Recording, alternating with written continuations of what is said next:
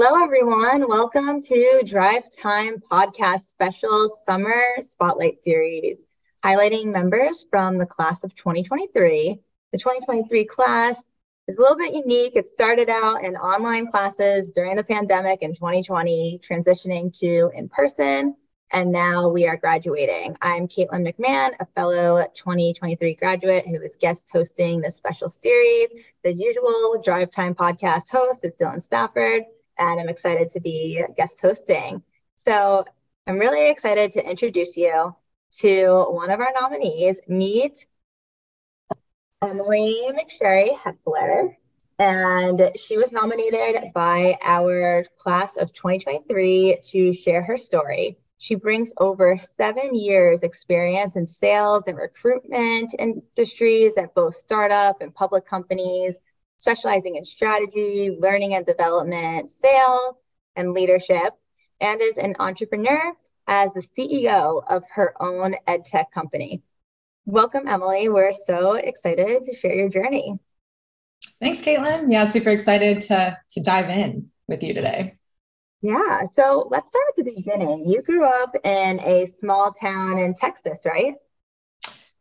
Yeah, so it's kind of funny because it used to be something back in the day that I felt was kind of a negative in my life in some cases, because I have a lot of classmates, a lot of people I know come from the big cities, and a lot of good things come with that for your career and whatnot. But I really loved growing up in a small town. I literally had less than 3,000 people in the town I grew up in. So we grew up on 10 acres of land. And my dad grew up on a farm. So I think he really wanted us to have that experience and just kind of that freedom, living in a small town. And I'm the oldest of 4 kids. So we had a lot of fun on just being free and having all that space and animals. I had a goat named Peanut.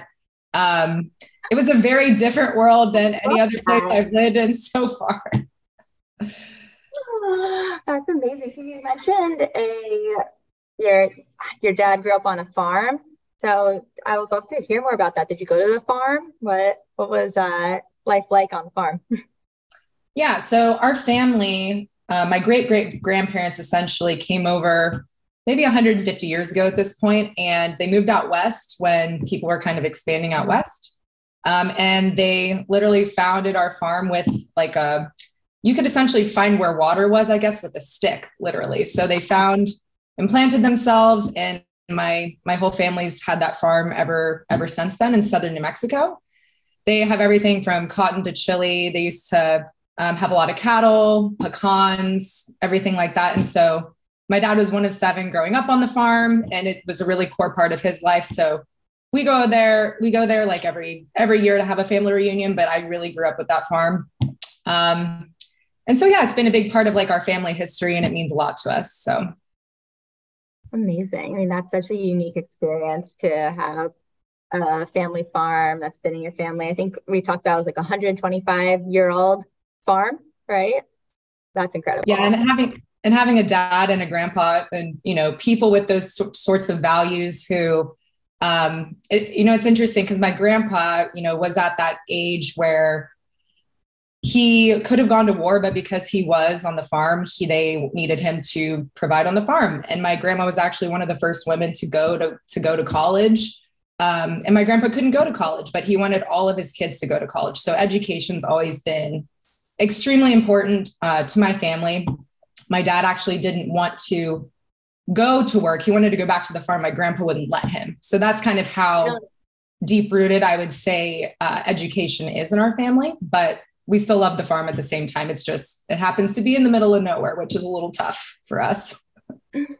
That's incredible. I love that your grandma was one of the first women to go to college. That's amazing.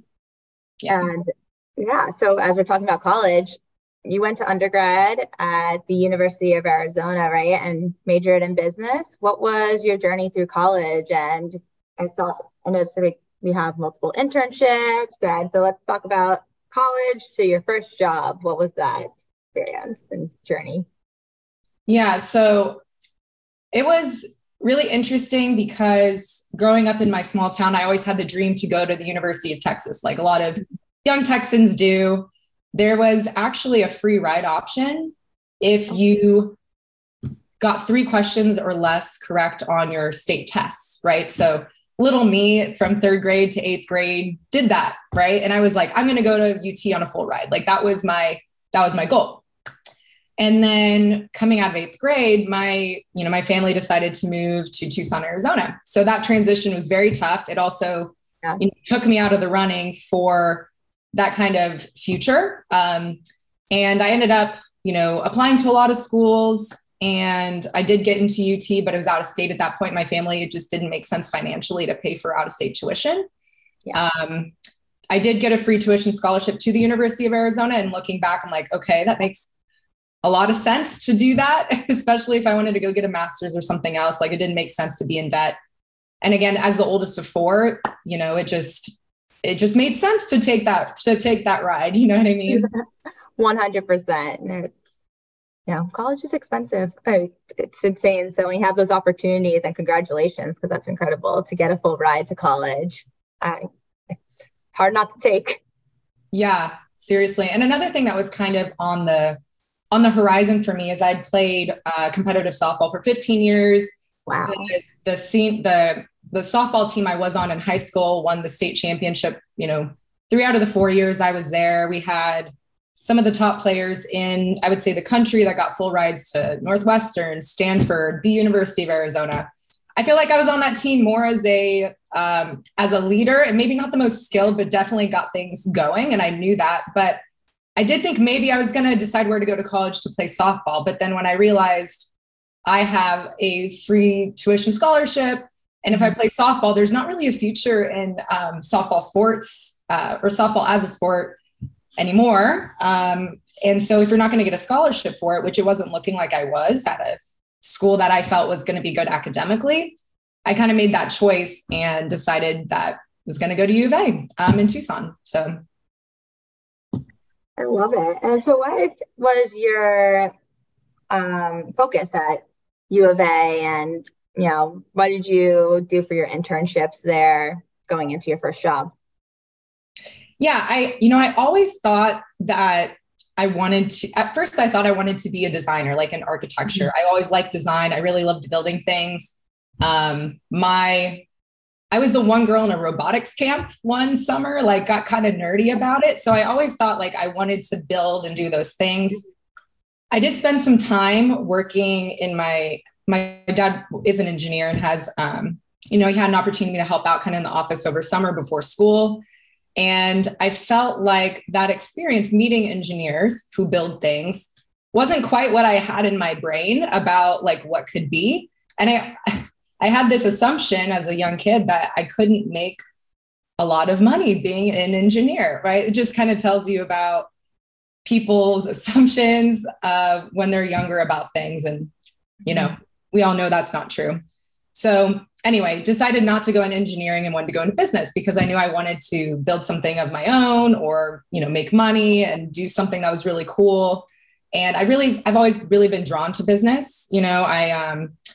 I naturally as a kid would start my own businesses, right? So it just seemed like a kind of normal progression, I guess. And so I decided to pursue a double major. So I did management, which I thought was broad enough that I could kind of go in anything because I knew I wanted to be a leader someday. So to me, learning that leadership and management was going to be key. And then entrepreneurship, which is now a very, very big part of my life. And I guess it always has been.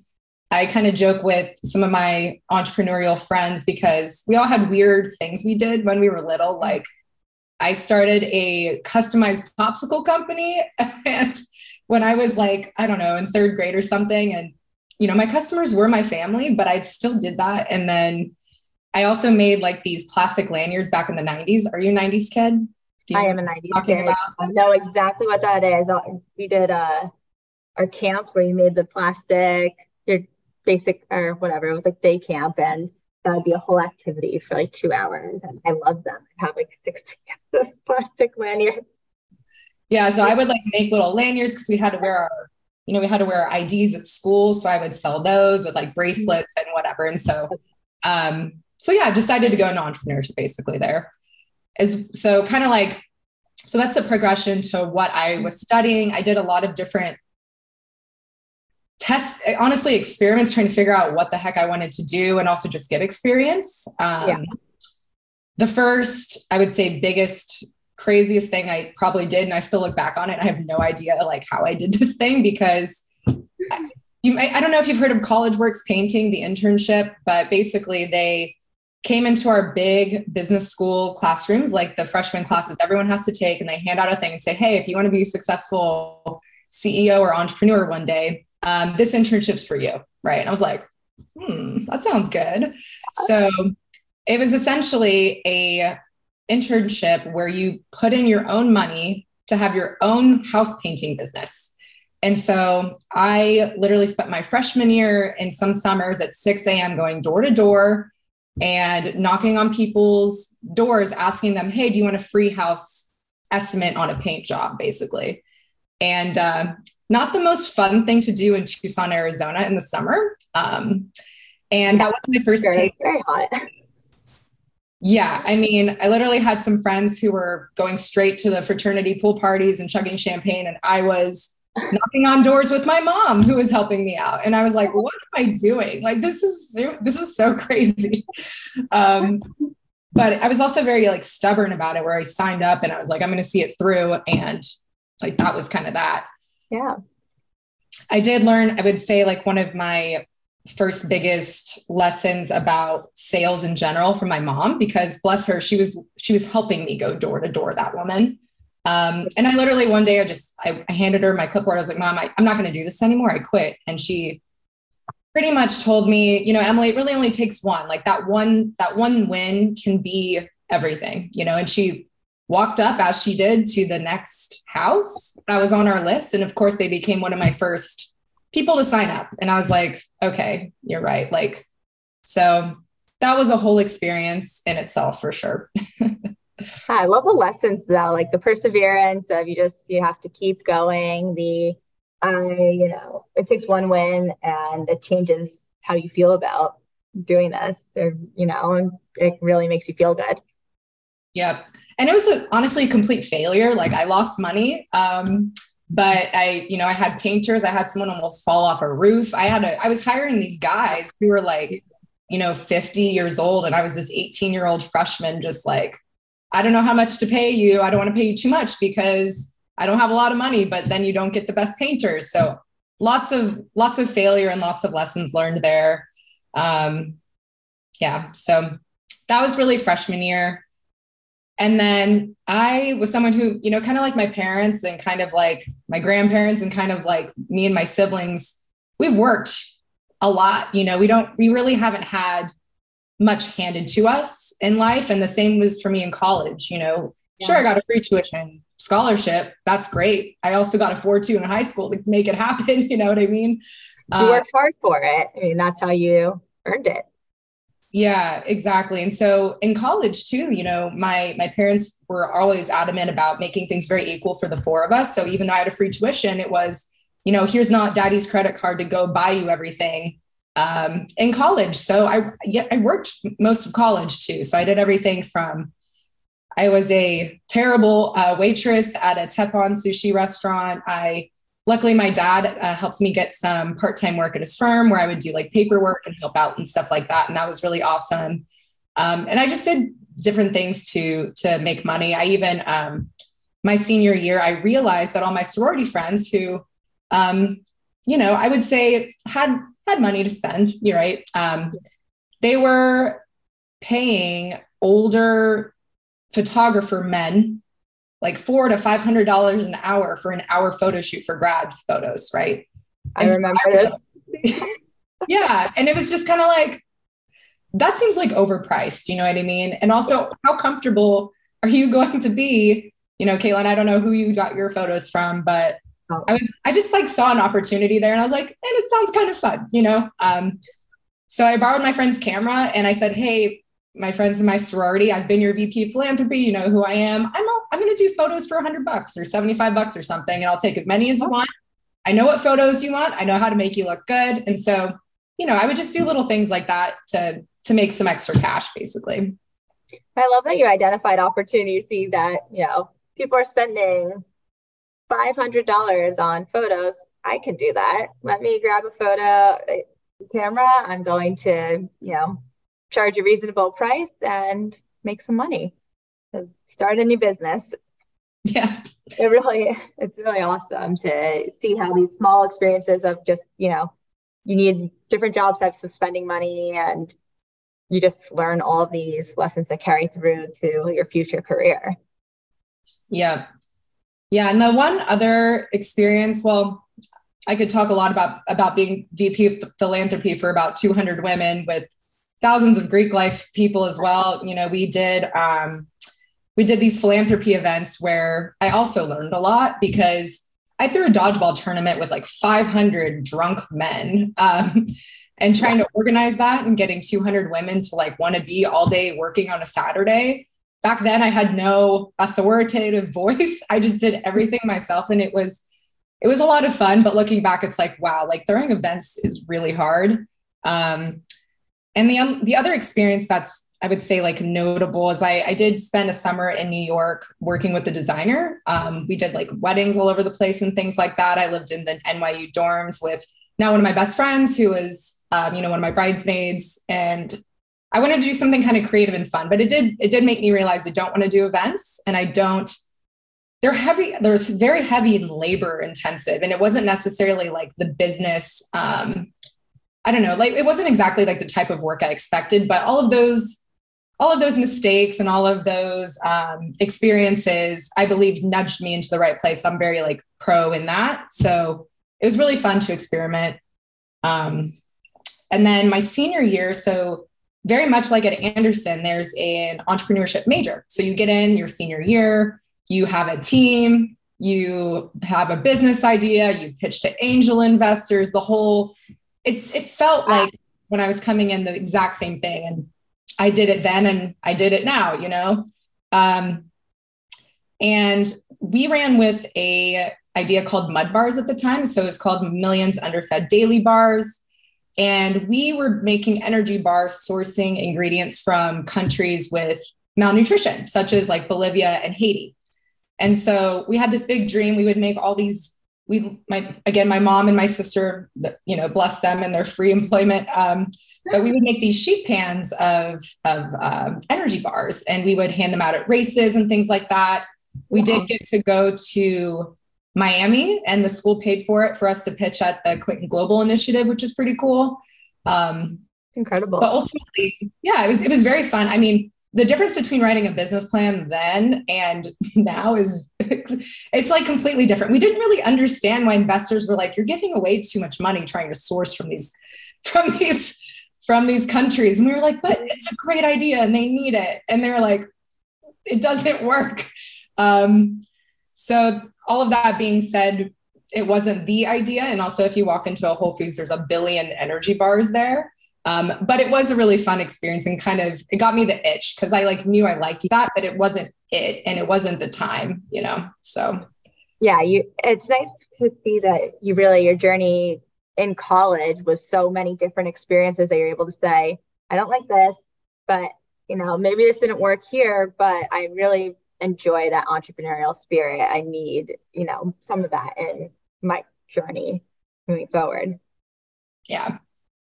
Let's talk about that journey a little bit more too. And, let's walk through your career journey up until before Anderson. Yeah. So as most college kids, I didn't know what to expect, what to do. So, I did know at that point I wanted to be a successful businesswoman. I really had no idea what that meant. I knew I had this entrepreneurial spirit, but I also felt like, when you're in college, you think you only need to go to these big brand name companies to be successful, that kind of thing. And so I started, looking for jobs and recruiting very early. I think as a freshman, I went to a career fair because I've always been very passionate about this. And I wanted to get the best job possible since my first day of college, which normal, whatever. But that was me. I felt like I worked that hard, to get in and do what I had. And I didn't want to mess it up. I was just I was just on a mission, I suppose. And so I went to the career fairs, the career center, and they, I told them my ambitions, and they're like, we don't really have those opportunities here, right? Like we have these relationships with these companies who always recruit here. And I definitely went through and interviewed everything from like General Mills to Goldman Sachs, and was either, you know, about to get an offer or very close. And I think they knew I wasn't quite bought in.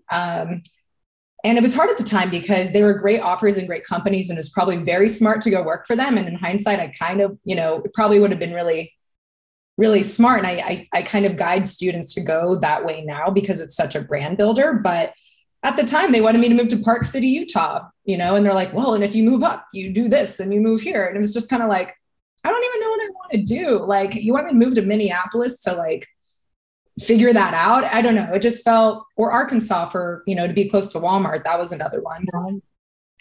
So nonetheless, I was feeling a bit lost. And so I went to my family, of course, but they were particularly in jobs that I wanted to be in, like pharmacists, engineers. Like no one was really like a business, you know, no one was like really in business. Right. Yeah. And so I actually I went back to the career fair, and they actually recommended I do these informational interviews.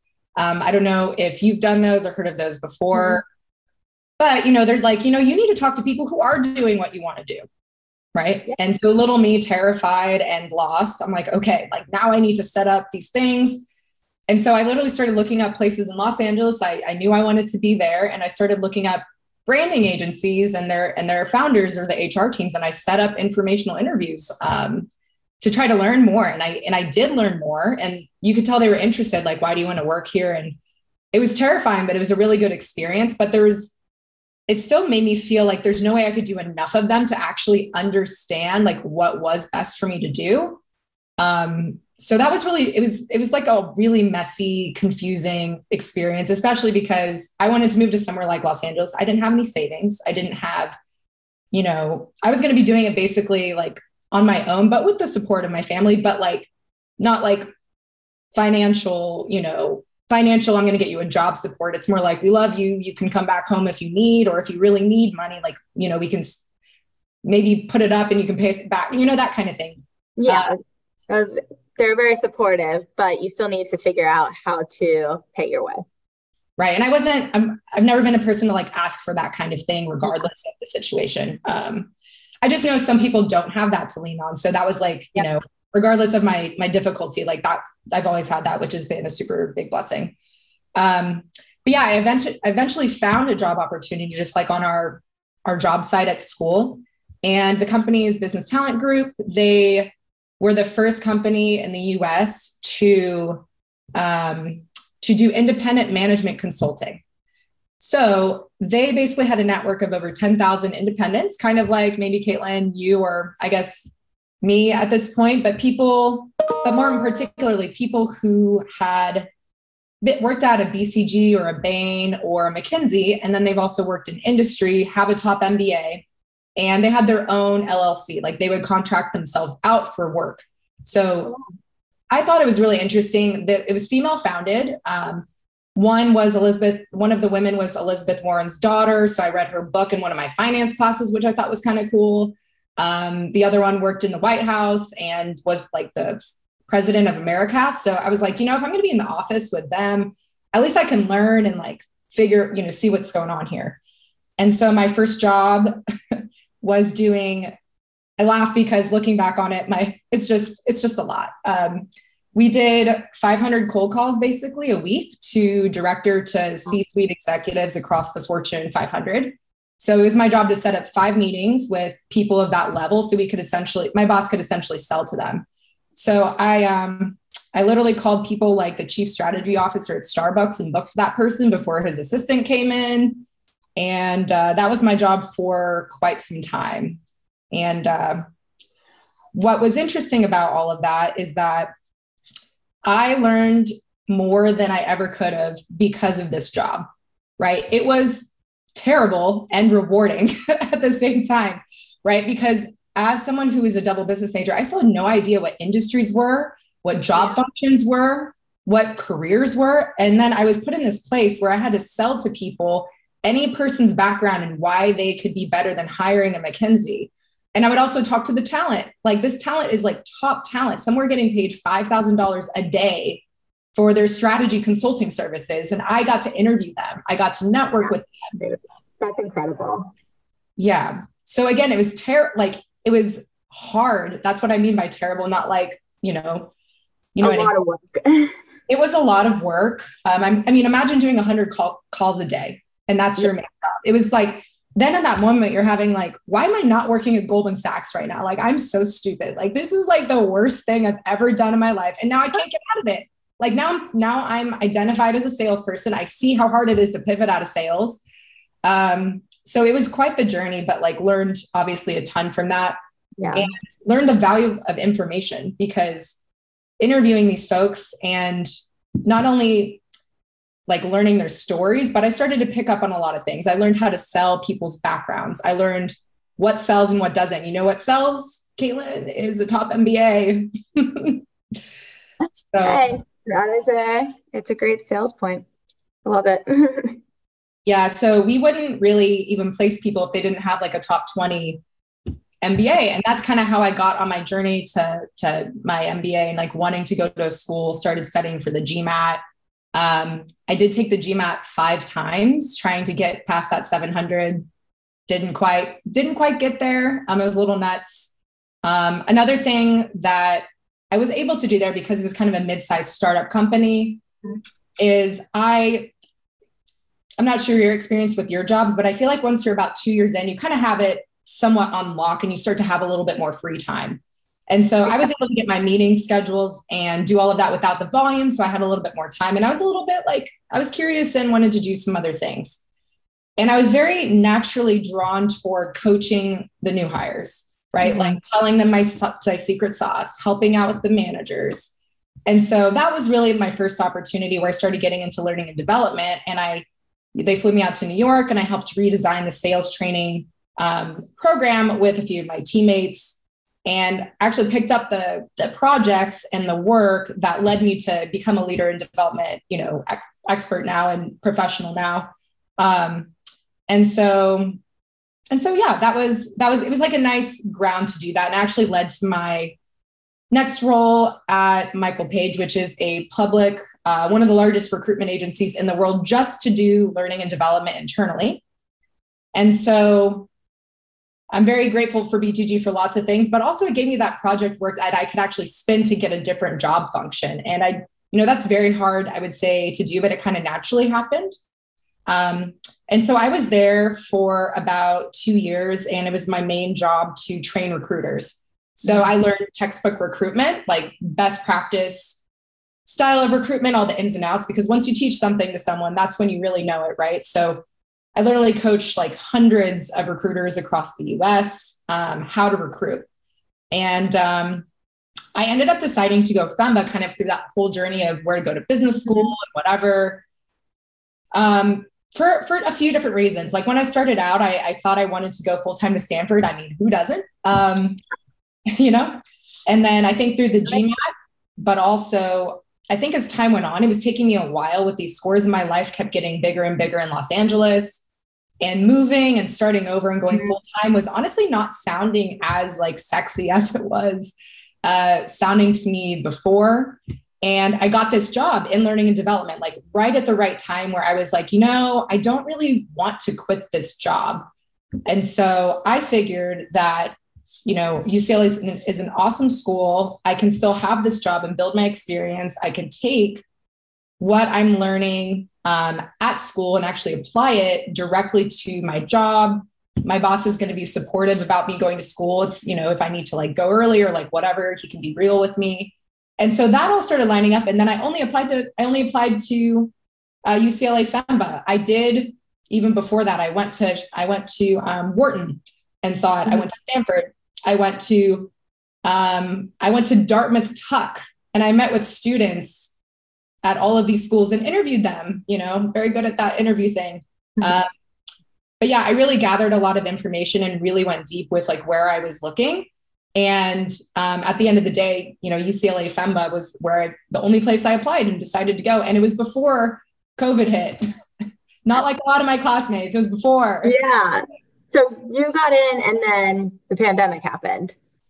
And so you decided to stay on track. Let's still go in 2020. How was your experience in online classes at the beginning? And Yeah. I think it was very unique, different from the in-person, and we all had to meet over Slack, and we're doing those coffee chats. So I was curious your perspective since you did apply before and then the world changed overnight. Yeah, it's kind of, it's very interesting, right? Because in my head, I was like, okay, I'm going to go to work in person 5 times a day. And then I'm going to drive from Century City to campus Tuesday and Thursday nights and go to class for 3 hours. I was like, I don't know how I'm going to really do that. So there's that aspect of it that didn't happen and kind of made it possible to do without dying. I mean, people have done it before, but honestly, even with the flexibility online, it's just kind of hard to imagine sometimes because of how much you have going on. I actually think it ended up working out deciding to go FEMBA for me and keeping my job, because a lot of people who decided to go full time were only taking class online and not making any money. So I was kind of in the position where it was very hard, and I had terrible Zoom fatigue because as a trainer and being in learning and development, all of my job was all day being on Zoom, teaching, coaching, being on kind of like this, right? Yeah. And for class, it would be 3 hours of class, listening. And it was brutal, Yes. It was brutal, but also I'm so grateful for the flexibility. And there were also some undeniable benefits about it being our first year, because they were easier to us about grades, right? They were everyone's going through a hard time. So we weren't hit quite as hard on the academic front. I mean, we all studied a lot and had that extra time, but it was also just a weird time. So it was there's a little bit more empathy, I think, in these core classes than maybe if it was just regular. And I would say we got creative, we would do different meetups and things like that, virtually. And I think the funniest thing was when we could finally all go to class together or all do something fun together in person. We had 2 years left still, which was nice, but yeah, we also had no idea how tall anyone was. I do remember type of this feeling when you went into class or you saw someone for the first time. Yep. It'd be oh, I actually thought you were really tall and you're not, or, oh, you're actually really, we're the opposite. Yeah. It was pretty funny. Yeah. It's called trauma bonding, Caitlin. Lots of trauma bonding for us. Yes, there were. It's definitely a lot of trauma bonding, and seeing people outside their box right away or for the first time was surreal. And you're like, oh God, you're real. And that's what you really look like. That's what you really, how tall you really are. I didn't know. So yeah, where people are oh, you don't quite look the same online as in person. It's I don't know what to do with that statement, but I didn't either. No one ever notices my hair is 4 feet long. I mean, it's not actually, but people are oh, you always have it in a ponytail. It's is that real? So that's always kind of my funny thing I deal with. Everyone, I think, also knew your Zoom background so well that they're oh, wait, does your house really look like that? Or are you is that your virtual background that you just always used once you got to know each other? It was always funny. Yeah. And I always appreciated the whole aspect of it because, being at one of the largest recruitment agencies, it's a bit old school recruitment, right? Where it's run by a lot of people who've been in the business a while, right? And they know things a certain way. And it was kind of crazy. Overnight, I was able to do my exact job to people across America virtual. Right. It kind of forced us to be way more creative. And I didn't have to just be sitting around an office when I wasn't training someone. So for that, I will always be grateful because I was actually able to pull off my job, learn e-learning, learn how to make videos, learn how to do training programs online, which is, what I've been doing now.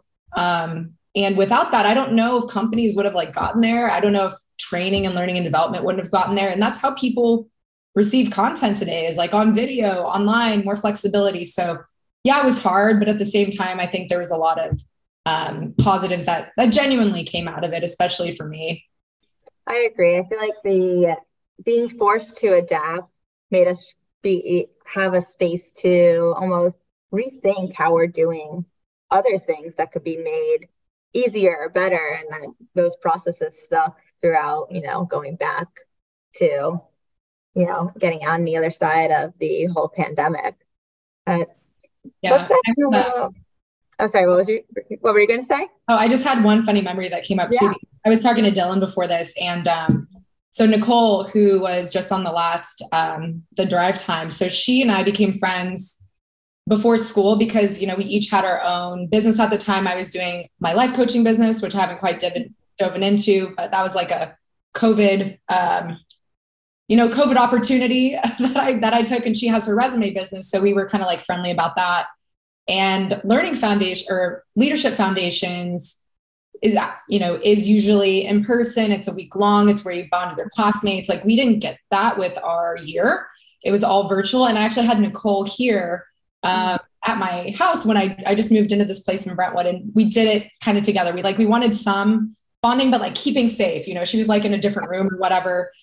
But I'd just gotten off a plane and she had just been on a trip, and in the middle of leadership foundations, we just kind of started panicking of like, was this stupid? Like, are we going to get each other COVID? Like, we need to go take a test. And so we literally like put on our virtual like Zoom on our phones. We went into our cars, went to this long drive-in to get a COVID test. And we were both negative, which was great, but it just kind of shows you like how crazy things were back then. And then she told me like 2 months later, she was also pregnant at that time. I had no idea. And so I was like, thank God, like everything was fine. But it was just back when we didn't really know what was going on. And that was our leadership foundations, it was like trying to make the best out of the situation. And it's very different than what it's going to be for any incoming person, Yeah, usually it's a week in person with all your classmates, and that definitely paints a picture of how weird of a time we were in going into our MBA experience and diving in. And they really did well at, adapting to the online format, but there was definitely a lot more considerations things we had to think about and be creative to see each other and make those connections. Yeah. You spoke a little bit about your life coaching business. So during Anderson, you had your life coaching business you started, right? And then you also had your job. Was that when you were at Workflow? And you want to talk about those two experiences for a little bit? Yeah. So right when the pandemic hit, so being at a very big company and training, you're not learning and development is a tough function to be in when like a company's not doing well, because it's a complicated, measurable, I would say, function, right? So it's usually the first to go. If you're after the people bringing in talent, you're the people training the talent. You're often very close to that. And so at Michael Page, like as soon as COVID hit, it was all learning and development in the world kaput, or at least on furlough. So we were on furlough. They intended to bring us back. They just needed to save some cash as one of their levers they were pulling. So it was a weird time. School hadn't quite started at that point, actually.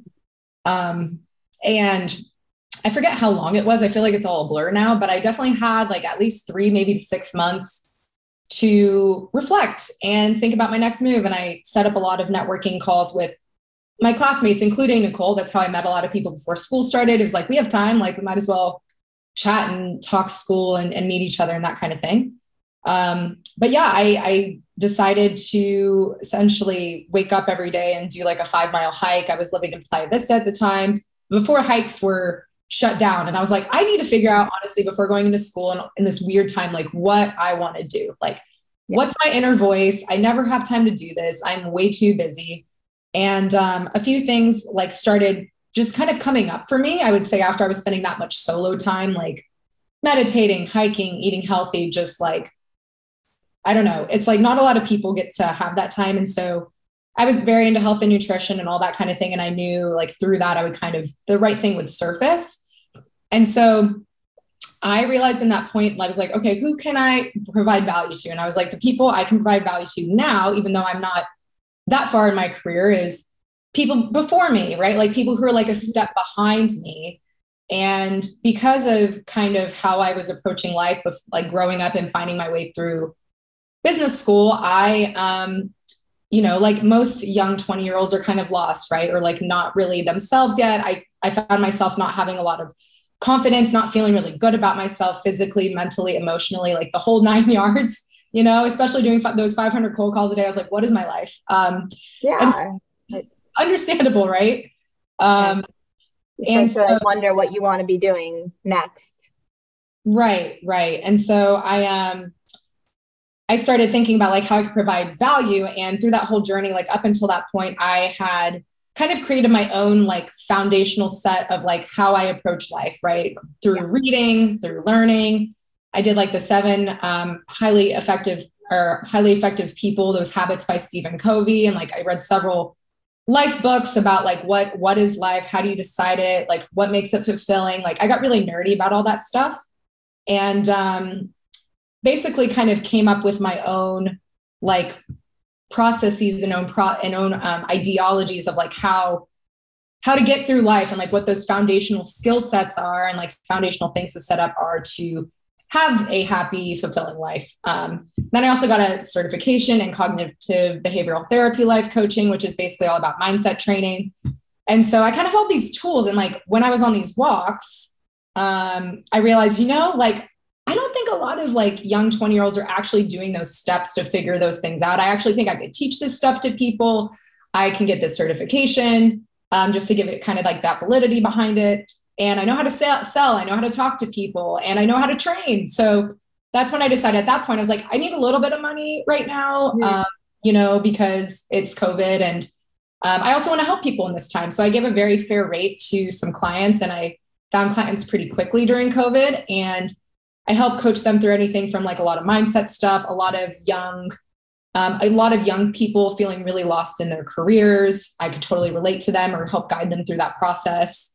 I had clients from ex-professional golfers who were trying to transition into a real world to young women who were, top of their class, but now they found themselves in their first job and they were miserable, kind of like, or like, miserable in their own way. Like it was a good first job, but now they're the only women on this engineering team of 20 guys and like they're getting burnt out. So we talked about nutrition, time management, personal finance, setting boundaries, working out, all of those different types of things, like what I was coaching on, I felt very passionate about. And what's nice about being a coach and being in learning and development and having your own life coaching business is you're also learning as you're doing those things, because you don't always have all the answers. It's not about like having all the answers, but you are helping people kind of find out their own answers through their own, by kind of nudging them and giving them affirmation in their own thing. I'm like, well, maybe you need to go hike 5 miles a day and you'll figure this out too, but you're not, you're just stuck at home doing what you're doing all the time. Like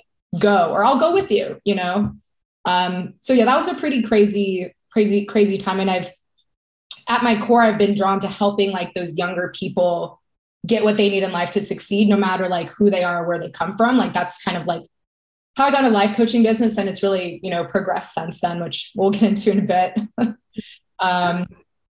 But yeah, I wasn't really planning to change my job during school, as school's nuts in itself. Right. And so I wasn't really planning to change, but the craziness of COVID and what it was doing to the public company I was at, my boss left, who makes a really big difference and was like part of the reason I decided to go there. And then they had a full leadership fallout and a lot of change. And, my whole function was kind of messy. So I was potentially going to see it through, but then I had the founder of Workflow reach out to me on LinkedIn and say, hey, we're building something super exciting. We want a really awesome culture. We need L&D. You can build your own thing here, grow it with our company. And, like, come join us, and as soon as I got that, I was like, yeah, like, let's do that. Because what's tough at a public company sometimes is you can't be as creative as you'd like to be. I did a few different things that were kind of like different and I was allowed to do, but as kind of like my core and what I prefer to do based on all the different learnings I've shared with you so far is like, I like to create things, I like to try things. And so I felt very like constrained. And then I had this opportunity say, you can do whatever you need to do is, just like make it in line with the company and have an impact. So I got really excited about that. And I told them, I said, I don't really know exactly what I want to do. It might be like head of learning development someday, or it might be having my own business. Like I really love entrepreneurship and I can learn both of those things here. So that's why I made the jump to workflow in the middle of school, really.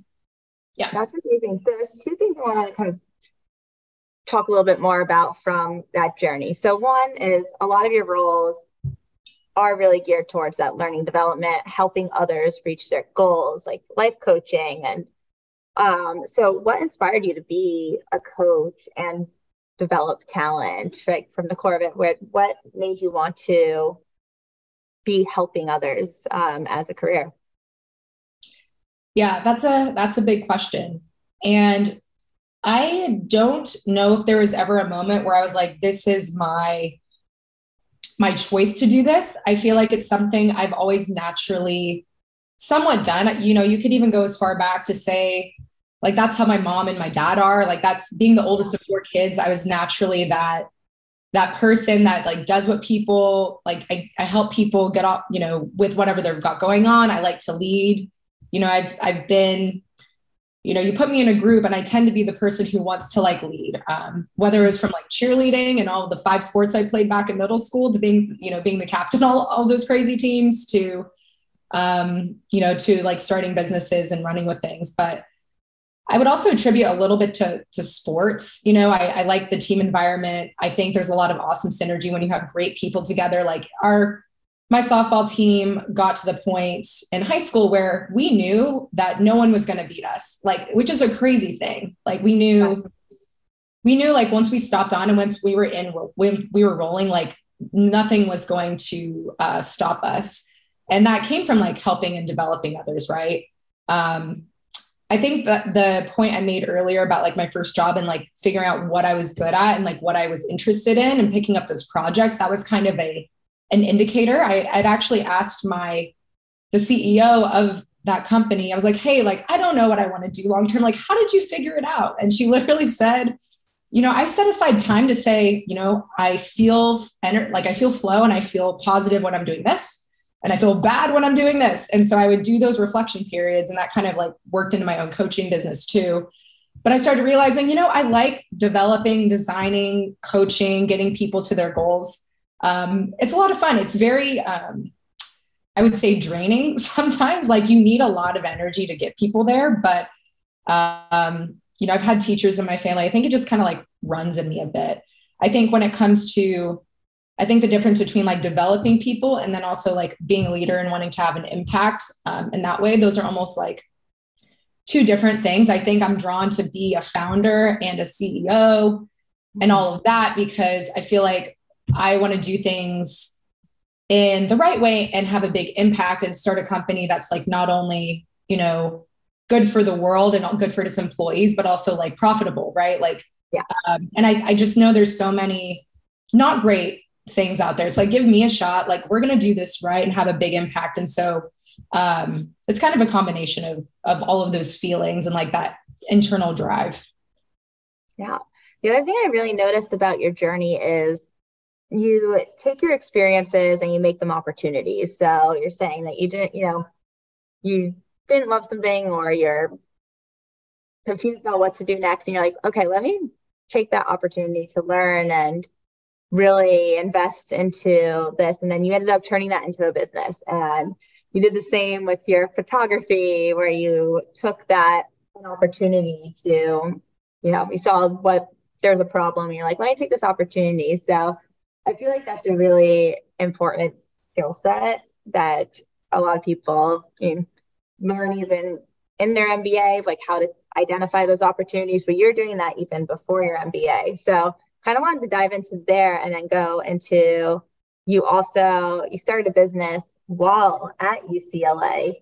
And I feel like you saw an opportunity to really make an impact. And so I wanted to talk a little bit about that process of starting your company through the business creation option capstone program, BCO, at UCLA. Yeah, that's a really cool point you picked up on. I don't even think I've totally noticed that myself. So that's pretty cool. But that's why I attribute, I said at the beginning, like thinking about where I grew up, like I used to see it kind of as a downfall, right? Having classmates who have parents as VPs at major companies or have all the money in the world to spend while I can't like get Chipotle in college. Like that was kind of like my reality, but I think because of my situations, I've had to be scrappy and I've had to use what I've got to make something of it. And like, that's all of learning anyway. So I think all of that has been, I know that's how people learn, especially in learning and development. You have to like try things, you have to fail. Mm-hmm. You have to take what you've learned from that and apply it to something else. And I would also say a big thing I've learned from all of that, no matter if you hate your job, you love your job, you hate where you are, you love where you are, whatever. I mean, no one's ever fully happy everywhere. Building those relationships you have on the way is so important, like so important. Like even if you are doing 500 calls a day and you want to do anything else, right? Like talk to your coworkers, like use your network. Like I know even now I can go back to anyone at my first company and have a conversation with them. I mean, one of them ended up being my best friends at my wedding party. Right. So, I think those two things is right. Like look at a situation, take what you can get from it, and do some reflection as a learning person. You have to reflect. It's kind of like school, right? Your teacher, or whoever, they make you have the time to think about what you've done, and people don't do that. But that simple exercise, setting aside 30 minutes every week to reflect, to analyze what went well, what went wrong, and adjust you have to have that if you want to be a competitive person who just like honestly creates the life you want, I think. And then business person for sure, salesperson for sure, and entrepreneur, definitely. I completely agree. You need to be able to take things that you don't do, that maybe is a failure, maybe something you don't like, and turn it into, okay, what can I learn from this? And then the same with things that go well. I mean, what can I learn of like, why did this go well? Instead of just accepting the win, being able to reflect on, okay, this is the like underlying reason this went well. This is something I should continue doing. This is probably why this didn't go well, and I need to adjust.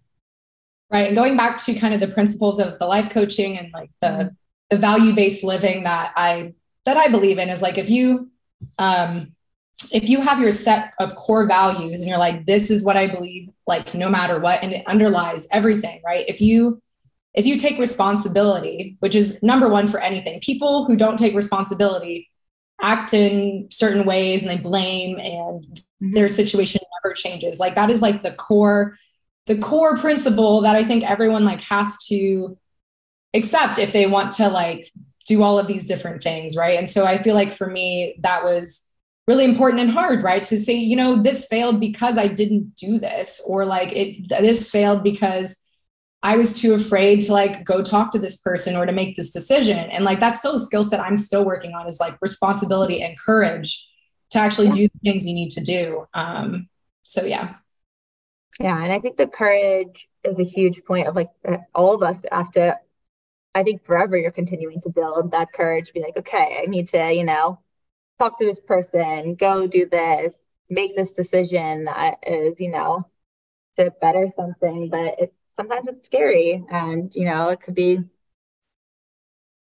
you need to have that courage to, really push forward in those, when you're facing that challenge. Yeah. Especially like everyone cares what other people think of them. I would say also like one thing, I don't know if it's like just a woman thing or not, but I feel like for me, at the core, I am competitive. Like I have a lot of ideas, and like, that means I have to push boundaries even when it's uncomfortable or when people don't necessarily want me to, or it's not in their best interest. And that's like my hard thing, right? Where it's like, I don't want to, like, I never want to like hurt someone. I never want to be like bother someone, it's like, it's just kind of like, I want to be like polite at my core. Like I grew up in the South. Like at my core is like, be polite, be good, be these things, but like, you can still be good and still set boundaries. It's just, that's just like a hard thing to to grow into, so. I definitely agree with that too. It is a hard thing to learn how to balance the two, and that you can be nice and you can also set boundaries. You can live with both. It doesn't mean you can't be a nice person. Yeah. Yeah. So like when you went to UCLA and decided to go that entrepreneurial route, and so how did that begin with, identifying the opportunity, and what is your company as well? Yeah, it's funny because going in, I had several classmates ask me, are you going to do the BCO route or the GAP or, like the consulting option for your capstone? And I said, oh, I'm not going to do BCO. I already did that in undergrad. I literally said, I already did that. I'm not doing that again. That's so funny. That was my answer. And it's funny because I think as things got closer, I realized that, even though I've done entrepreneurship, some, and I did that capstone already, I think the experience of like working on an idea sounded really fun and fulfilling. And, I can always do like kind of consulting in my mind. And so I started taking the classes you need to take leading up to that, which is, maybe a year in already. You kind of have to decide and start taking classes. And so when I took entrepreneurship, venture initiation, or EVI, I had no plan. Like I just kind of showed up. I didn't even know who was on the roster. And we had to pick with the people in the class. We had to pick a group and we had to pick a company, and we had a week to do it. So we kind of put together a team with just honestly, like I knew someone from my learning team from the very first day of class. And then I networked with someone who was doing strategy consulting training with me because we thought we wanted to go into consulting. And we kind of put this team together and we were brainstorming ideas, right? And we had everything from a goat farm, which I won't go into, which wasn't my idea, to, this idea, which was, I had this idea with my husband actually, and our best friend before school, because we love businesses. We're like, let's do something together. Like, that sounds awesome. And we wanted to set up a network, a marketplace where people could pay for people's time to essentially have mentorship, right? So kind of like Business Talent Group, like a marketplace for independent talent, where we would put them on projects. I wanted to do a marketplace where students or someone like me could talk to those people, because nothing was more valuable, like I said earlier, than interviewing those professionals day in and day out and gathering all the information. I was like, that's how I found out about business. That's how I found about everything. Like if I knew that information as a student, I would have picked a completely different career path. And I was like, people need this, So I wasn't planning to even like work on it or anything, but my team was like, I like that idea. Let's run with that. And so it started out as this marketplace, right? And then we kind of started doing all of these, they make you do one-on-one research calls and ask people about the idea. And we, people kind of got it. They're like, I don't get the business model. There was kind of a few issues with it, right? Where like people want to talk to, their rate is going to be pricier than what anyone's going to be able to afford. That's like one issue. Another issue is that they're very busy, right? Like, I couldn't actually imagine recruiting a bunch of people to be available for students at a price that made sense. And then also I know as a coach to actually know how those conversations are going. Like, I don't know, not everyone who has a lot of experience can interview well or ask questions really well. And so I didn't know if the student was actually going to learn what they needed to learn in that conversation. And I didn't want to train all these random people really either. Like, you can't just do it with a bunch of videos. It's like a much deeper training. So regardless, like, we found out by the end of that, we're like, we want to run with this, but we don't know exactly what it's going to look like. But then I was actually talking to one of my Anderson coach, Jackee, about this. And we started brainstorming some things, and we're like, what about video, right? Like, what if we record this stuff, or like, maybe like think of a different way besides it being live, Yeah. And then I really came across from that conversation and all the other research questions, which is why they make you do it in school. Right. And I think at that point we were doing it in, BPD. So business plan development. So this wasn't EVI anymore. We had we tacked on another person onto the team, I think, and we were actually doing this research, and these conversations are what kind of kept nudging our idea to transform, and we were listening. And so once we started getting the video idea, we were like, oh, now we can control the content in terms of what people answer. We can do that at scale, right? So now we can interview and talk to tons of people. And it actually wasn't, we weren't planning to do interviews at the beginning, right? We just wanted to set up conversations. But I realized from my experience that every career center tells you to do informational interviews like I did, but no one does them, right? Because you can't do enough of them. You're terrified to do them. You don't have a network at this point in your life, right? And even if you do have a network, you do have that person in your family who's at Goldman Sachs or whatever, who knows if that connection is actually the right thing for you, right? People go into these jobs the very beginning of their life, kind of blindsided, extremely biased, or without resources.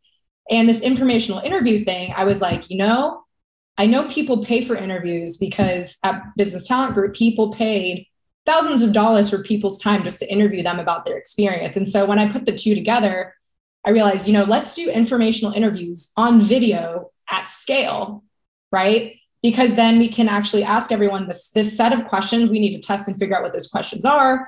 But there's only a certain set of questions you really need to understand what a role is, if someone likes it, the pros and cons. And so that's kind of how Advize is born. So we're a career exploration platform for students to learn directly from professionals about their careers. So we bring thousands of recorded informational interviews directly to their dorm room in the number one way they consume content, which is video. And at this point, we've come up with our Advize 13. So these are 13 proven questions that we did as Advize has been a project and gone through all these stages at school. And note I say project because we have, it's until very recently, it really has truly been a project of let's learn and figure this out. But through all the research, we came up with our core 13 questions. It covers everything from walking through your career path. So what's it like to be in this role in a day-to-day. And so that's really the core of the business. And long-term, we are, we're scaling our interviews, we're scaling to schools, and we want to be masterclass meets LinkedIn with Netflix's recommendation system. So a student can come in, explain to the site, I don't know what I want, or I do know what I want. And then we'll actually just start playing videos for them, almost like a Peloton or a Netflix. They can spend some time on there. We'll understand their behavior and get them closer to a real job and not just a random job they're randomly applying to on Handshake that they have no idea what it is. So yeah, it's been very exciting to kind of get it to where it has been. And yeah, that's what it is. That's incredible. I love that you really took that, I feel like entrepreneurial mindset of learn, adapt, and adjust.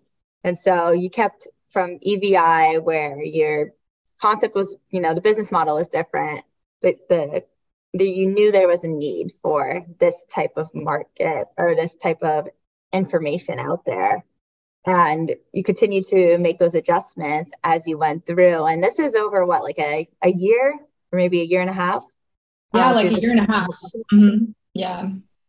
Yeah, that's incredible. And then let's talk a little bit about the team. So according to a Fortune.com article I recently saw, we're still not at parity for the amount of women in MBA programs. And your team is a all-female team. How did you form this team, and how did you pick, that it was going to be a female-founded business? How did you start that? Yeah, and it's a very interesting thing, and this is why I'm very pro the BCO program, whether or not you have your own idea or whatnot, because you have to form these teams very quickly, and it's not very straightforward. I think people have a lot of different approaches to team building. I kind of, from my background and going back to relationship building and getting to know people, I kind of started that process before school when I was setting up all those calls. I set up 5 to 10 calls a week and just interviewed people, got to know them, and vice versa. So I kind of had people I could talk to about things that I kind of trusted originally. And I did that regardless of knowing I was going to do Advize or any other type of company. So I think that was one thing that kind of helped plant the seeds early on. And then for EVI, like I said earlier, it was kind of a scramble for that first team, but we didn't even know what business we were doing or if we were even going to do VCO. So that was very early.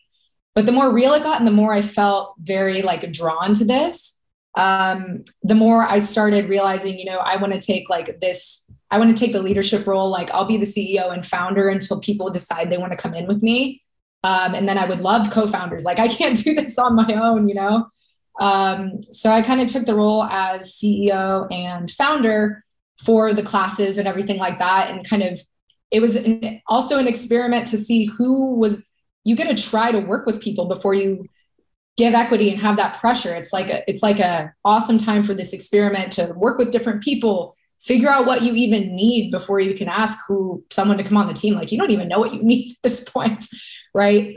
So we went through several like teams, and even our current chief revenue officer at this point and now co-founder, we found her a week before we needed our final team for BCO, which was crazy. Like we made one last Slack and we were like, hey, this is what we're doing. And she was like, this is exactly what I want to do. I'm going to leave my gap team today and do this, which was crazy. And like, God bless that happened. But it's funny, the other co-founder at this point is the CEO of a nonprofit. They do college student advocacy. So there's a lot of like passion there.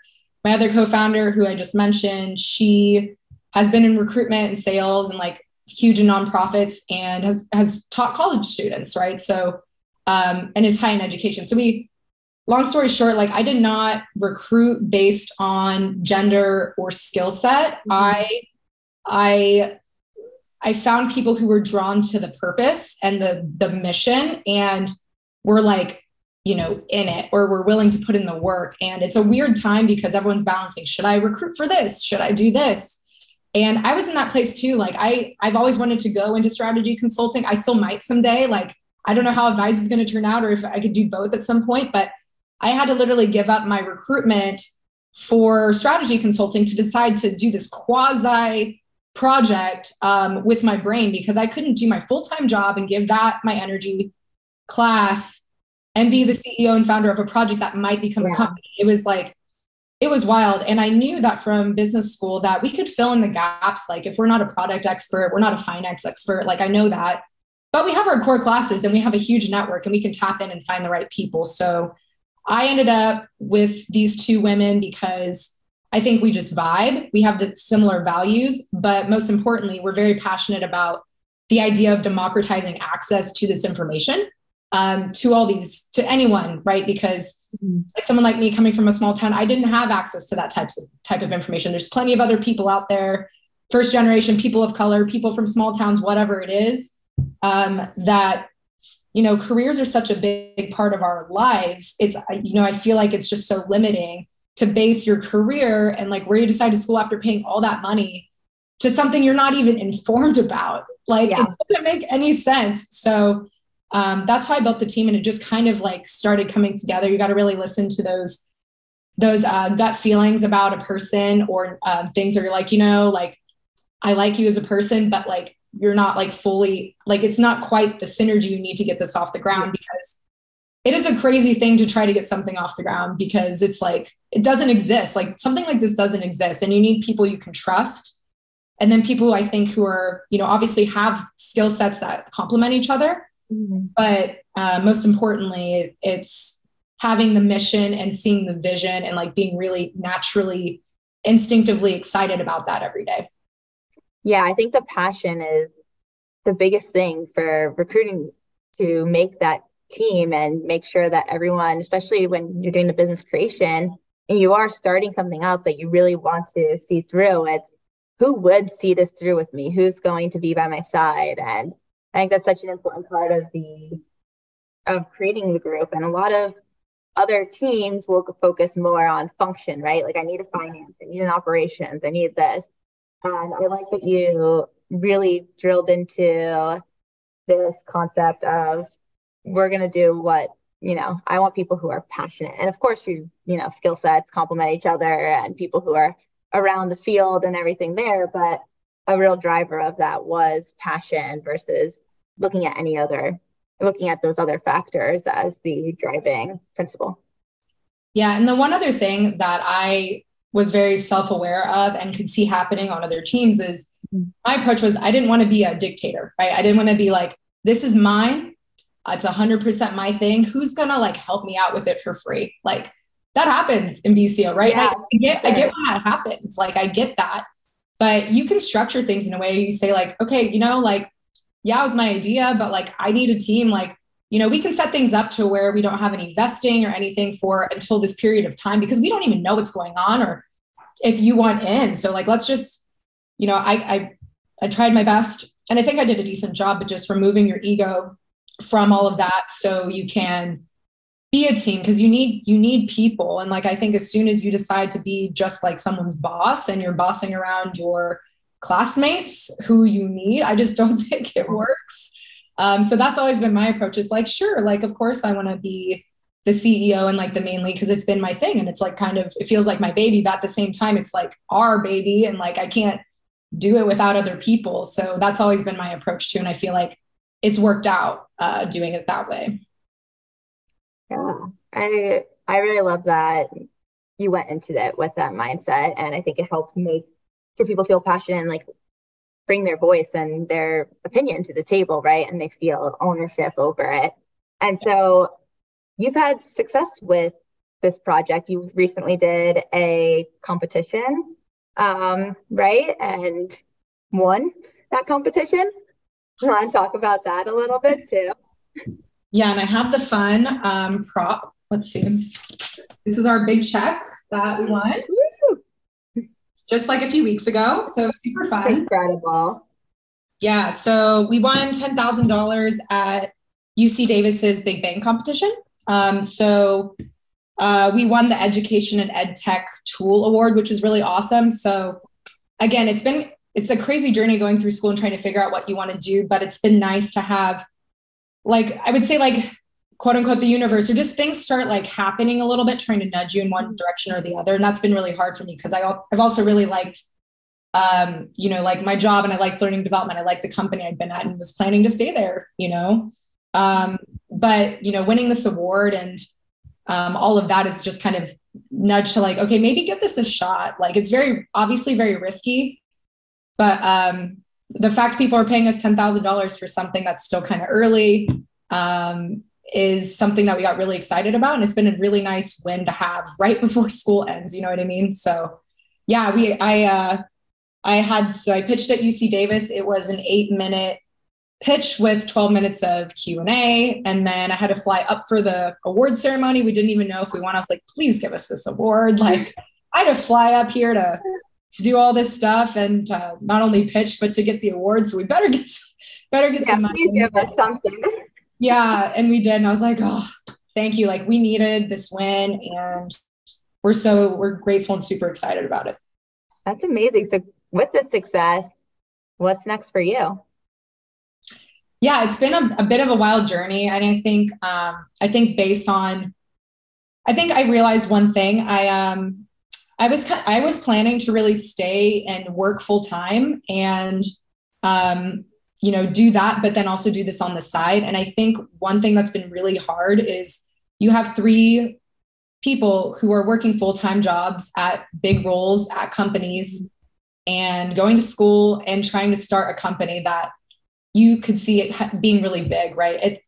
You end up having about 2/3 of a person, right? And then your brain capacity. So like, even if this was my priority and what I wanted to do in my dream, when you have a job, it's like, that's my job. I woke up and like, that's what I did. Like maybe, I would take a call during lunch or whatever, but bottom line is I came to the realization that with these wins and like how I'm feeling, I don't think there's any other time to go for this than now. So I'm officially working on Advize full time. I think I'm going to pick up some maybe consulting work or something, just have a little bit of money coming in. So if you have any work for someone like me, I'll take up a few hours of that. But I am officially doing Advize full time and we're going to go for it. We're really going to push this summer to hit our goals and potentially get an investment. So I could get a salary. There is some risk. I've gotten some advice saying that, you're in their prime time to recruit for that big MBA job, right? Or to go hire in your own company. And maybe you should do that instead. And I think being in the recruitment space and the fact we've worked on this so much, if I'm not going to be all in and try to make this happen, then like it's never really going to happen, in my opinion. And, you know, there are certain things I know from like recruiting and whatnot is, sure, you can get a great job right after school. A lot of people get it before you even graduate. But through this experience, I'm going to have a lot of different skills and bring a lot of different things to the table that I think could very well still apply to those jobs. And like, I think they're going to be there in some way or another if the timing's right and that's right. Because I don't know, I would hope that an employer would say, you know, she went for it. She learned these product skills, these sales skills, these strategy skills. And like, now I can hire back in L&D as a leader or back as a strategy consultant at my consulting firm. So that's what I recently decided, and I'm going to go for it. I love that. Hey, Dylan. Hello. Hey, I've been just typing away. I've typed about 2,200 words, trying to keep up. Oh my God. Where do I sign up? Where do I invest? This is my Post-it. Where do I invest in Emily Inc? Yeah. I am massively inspired. Oh my God, Caitlin, what a great job. My Texas guy, Dylan. Your story is just incredible and I mean, Advize, I've been on the platform. It's amazing what you put together. And I think that you're completely right. Informational interviews are so difficult to know what do you ask, especially when you're an undergrad, when you haven't had those work experiences and you feel awkward emailing somebody because you're just like, I just want to know more about this function. I don't want to take their time up, or you get, in your head about that. And so it's such a great platform to be like, okay, what does this job do? Is this something I'm interested in? So highly recommend anyone listening to jump on that platform. Well, I just wanted to jump in and get to watch the AnderTakes chapter live. Yes. You may not even be there yet. I'm not sure where you are. I'm not there yet. I'm almost there though, because I have a few things I want to talk about Emily's time at Anderson, because see, first, what did you get involved in while at Anderson outside of this venture? And then the other part is you went on a global immersion. So I know that is part of what you got involved in while at Anderson. And I think a lot of people are really interested in how the global immersions change your view of the world and the impact it has on you. Yeah. And going into school and talking to a lot of students as I did, I asked them their advice on like how to approach school, because it's a crazy time. Yeah. I think my biggest thing I always try to do, even through all the crazy and like the emotions and confusion and whatever, is you have limited time. So I had like 3 core goals. One of them ended up becoming the entrepreneurship goal. One became like, getting better at analytical data, like those, and financial analysts, like those types of like more core classes that I didn't quite get with my L&D world. And the last one was to go to a global immersion, because when I was an undergrad, like I wanted to go on one, but again, with affordability and like a sensible thing, it was like, why are you going to go to Italy and like learn Italian right now? Like you have free ride, like I have to pay for, like that doesn't make sense. Mm-hmm. And so, I always had this kind of like chip on my shoulder, like I want to go to, somewhere cool and kind of do it on my own terms. So I decided, like the last chance I could get, I did the South Africa trip. So one of my co-founders was on that trip and like decided to sign up for that class. And she's very passionate about the professor and everything in there. She's like, come with me to South Africa. And I was like, okay, I'll sign up.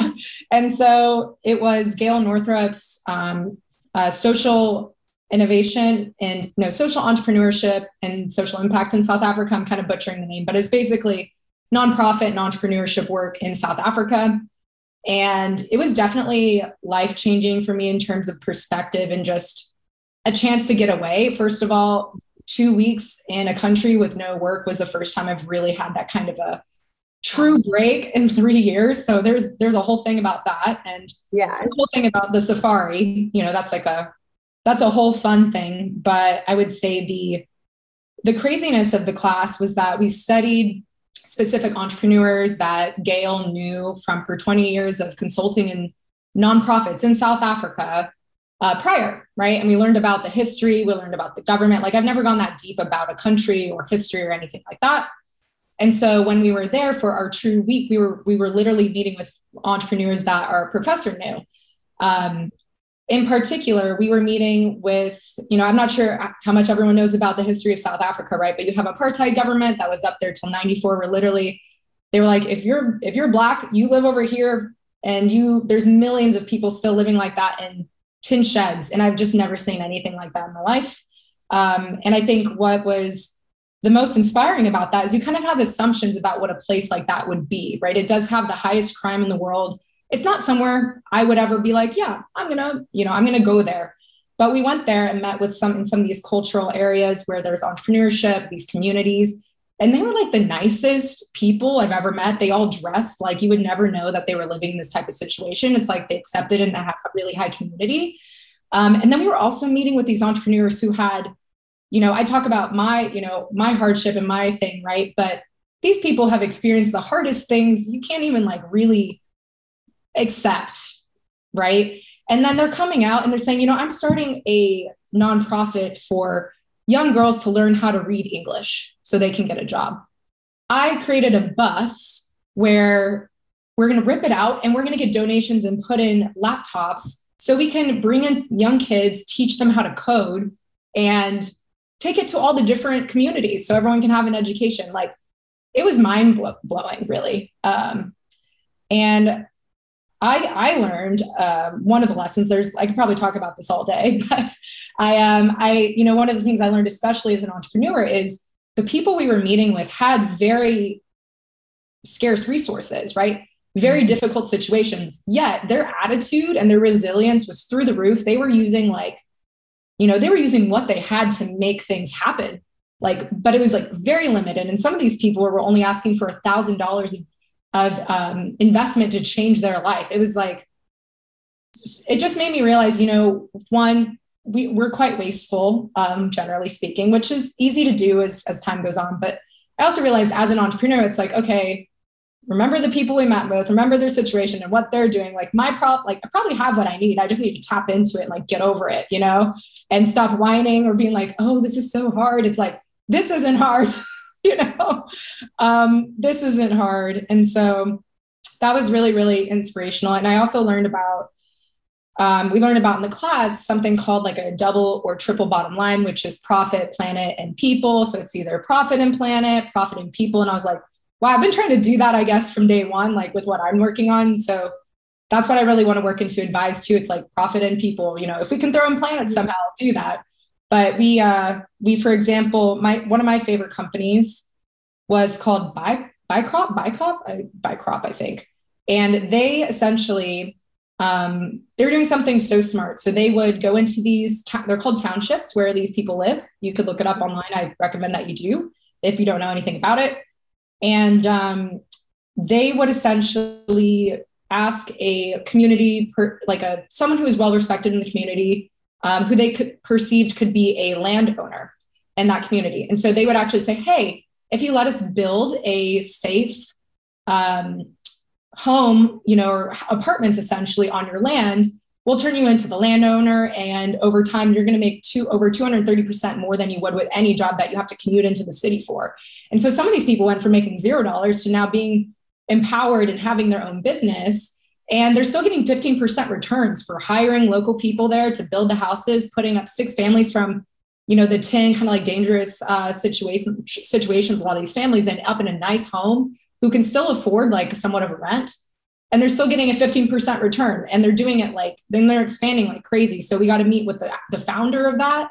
Like, those are the kind of experiences we're having. And I was like, I would never do this anywhere else. Like, this is awesome. So I came back from that feeling really inspired. And like, I would say it even probably drove me to feel like, okay, like I really want to do something like that's my dream. Like I can always work for a company and there's a lot of benefits for that, but I feel like I can make way more of an impact and be, create something that's doing kind of like that good and helping people. So it was like nice timing, I suppose. And probably my favorite experience I did at school.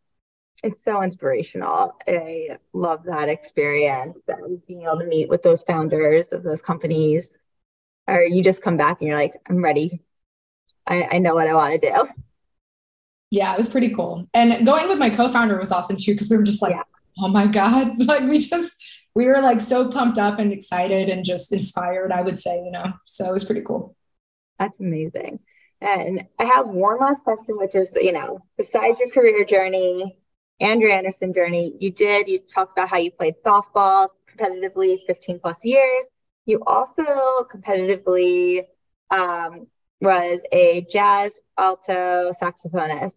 And so I'm curious about these experiences and any lessons you learned from them that you ended up bringing into your career and along your journey.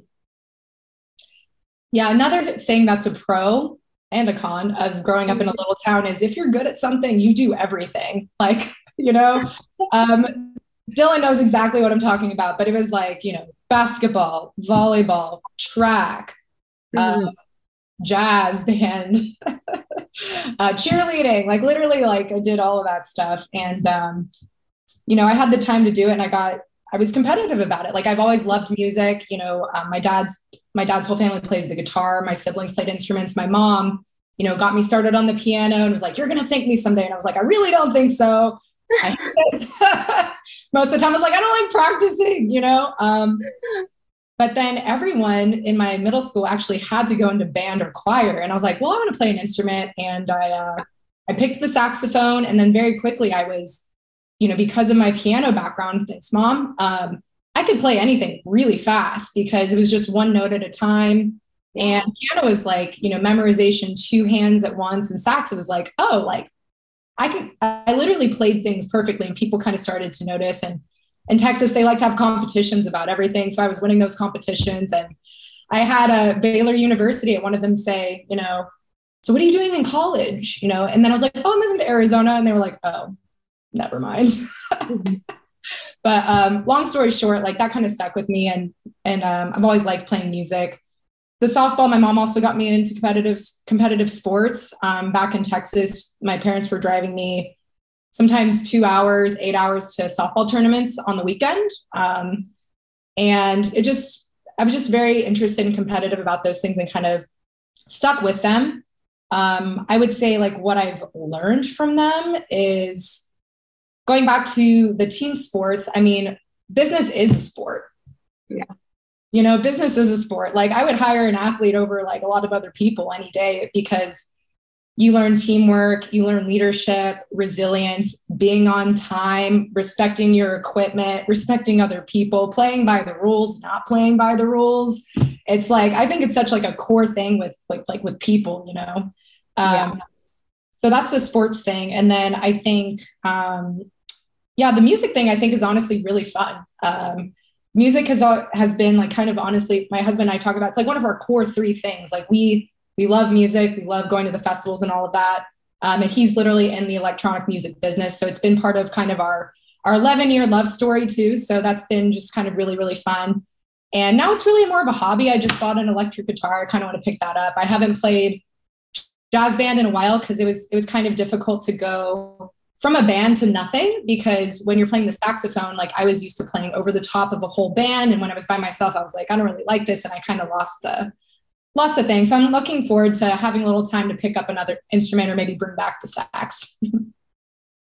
Amazing. I can't wait if you learn guitar, please let me know because I want to hear. I've always thought it's so interesting how people who are musically inclined are able to pick up multiple instruments. And I was a band failure, so I really appreciate all of the people who have musical ability. I was the person pretending to play during the band rehearsal or recitals because I just couldn't do it. Yeah. And I also feel like music or sports or whatever your thing is, I think you kind of need that outlet in some way. At this point, it's kind of like, I would say it's a mix between like analytical and creative brain. And I definitely have that. And it's like a nice way to get it out.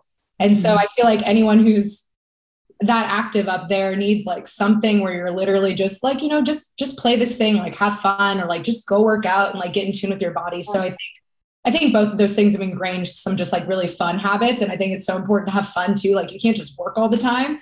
So I don't know, if you're feeling stuck, I think you should pick up a random sport, pick up a random instrument, learn something. I don't know, but you need to work that in. Otherwise, you're not going to be able to actually be effective in your job or your life either, in my opinion. I completely agree with that. I think especially during this program, for anyone that's coming into school, what I found is having some type of hobby, creative outlet, or just whatever outlet you need is a great way to bring some self-care into the journey when you have a bunch of things going on. You're going to work, you need to see your family, you have life obligations, you have school. And so having something that is for you is really important during your journey. Agreed. So let's go into the AnderTakes. I know we're going a little over, but these will be quick answer questions. And so are you ready? Let's do it. Let's do it. All right. So best class at Anderson. Yeah. So from the ones I've taken, I really like the happiness class with Cassie Holmes. That's a very popular class. Really tapped into my life coaching brain. So we learned a lot of the things I had in my life coaching business, and we learned all of her exercises, did that reflection, and it kind of forced some self-care and reflection and kind of helped me think about and also learn from other people, like their own journeys and how we were going to decide what we're going to do after graduation. So I really, really loved that class. She also is very personable and opened up her backyard, really gets to know her students. So I had a really good time with that class. And then, I'll leave it at that one. Best memory from FEMBA.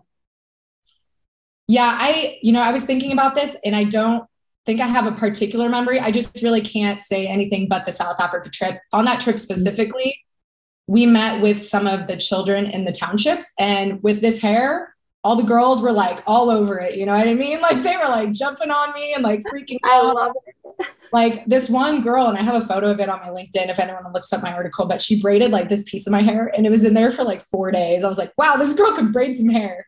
So fun. And like knowing, how they were growing up and everything was just it was very fun and very awesome. That's an awesome experience. And favorite professor?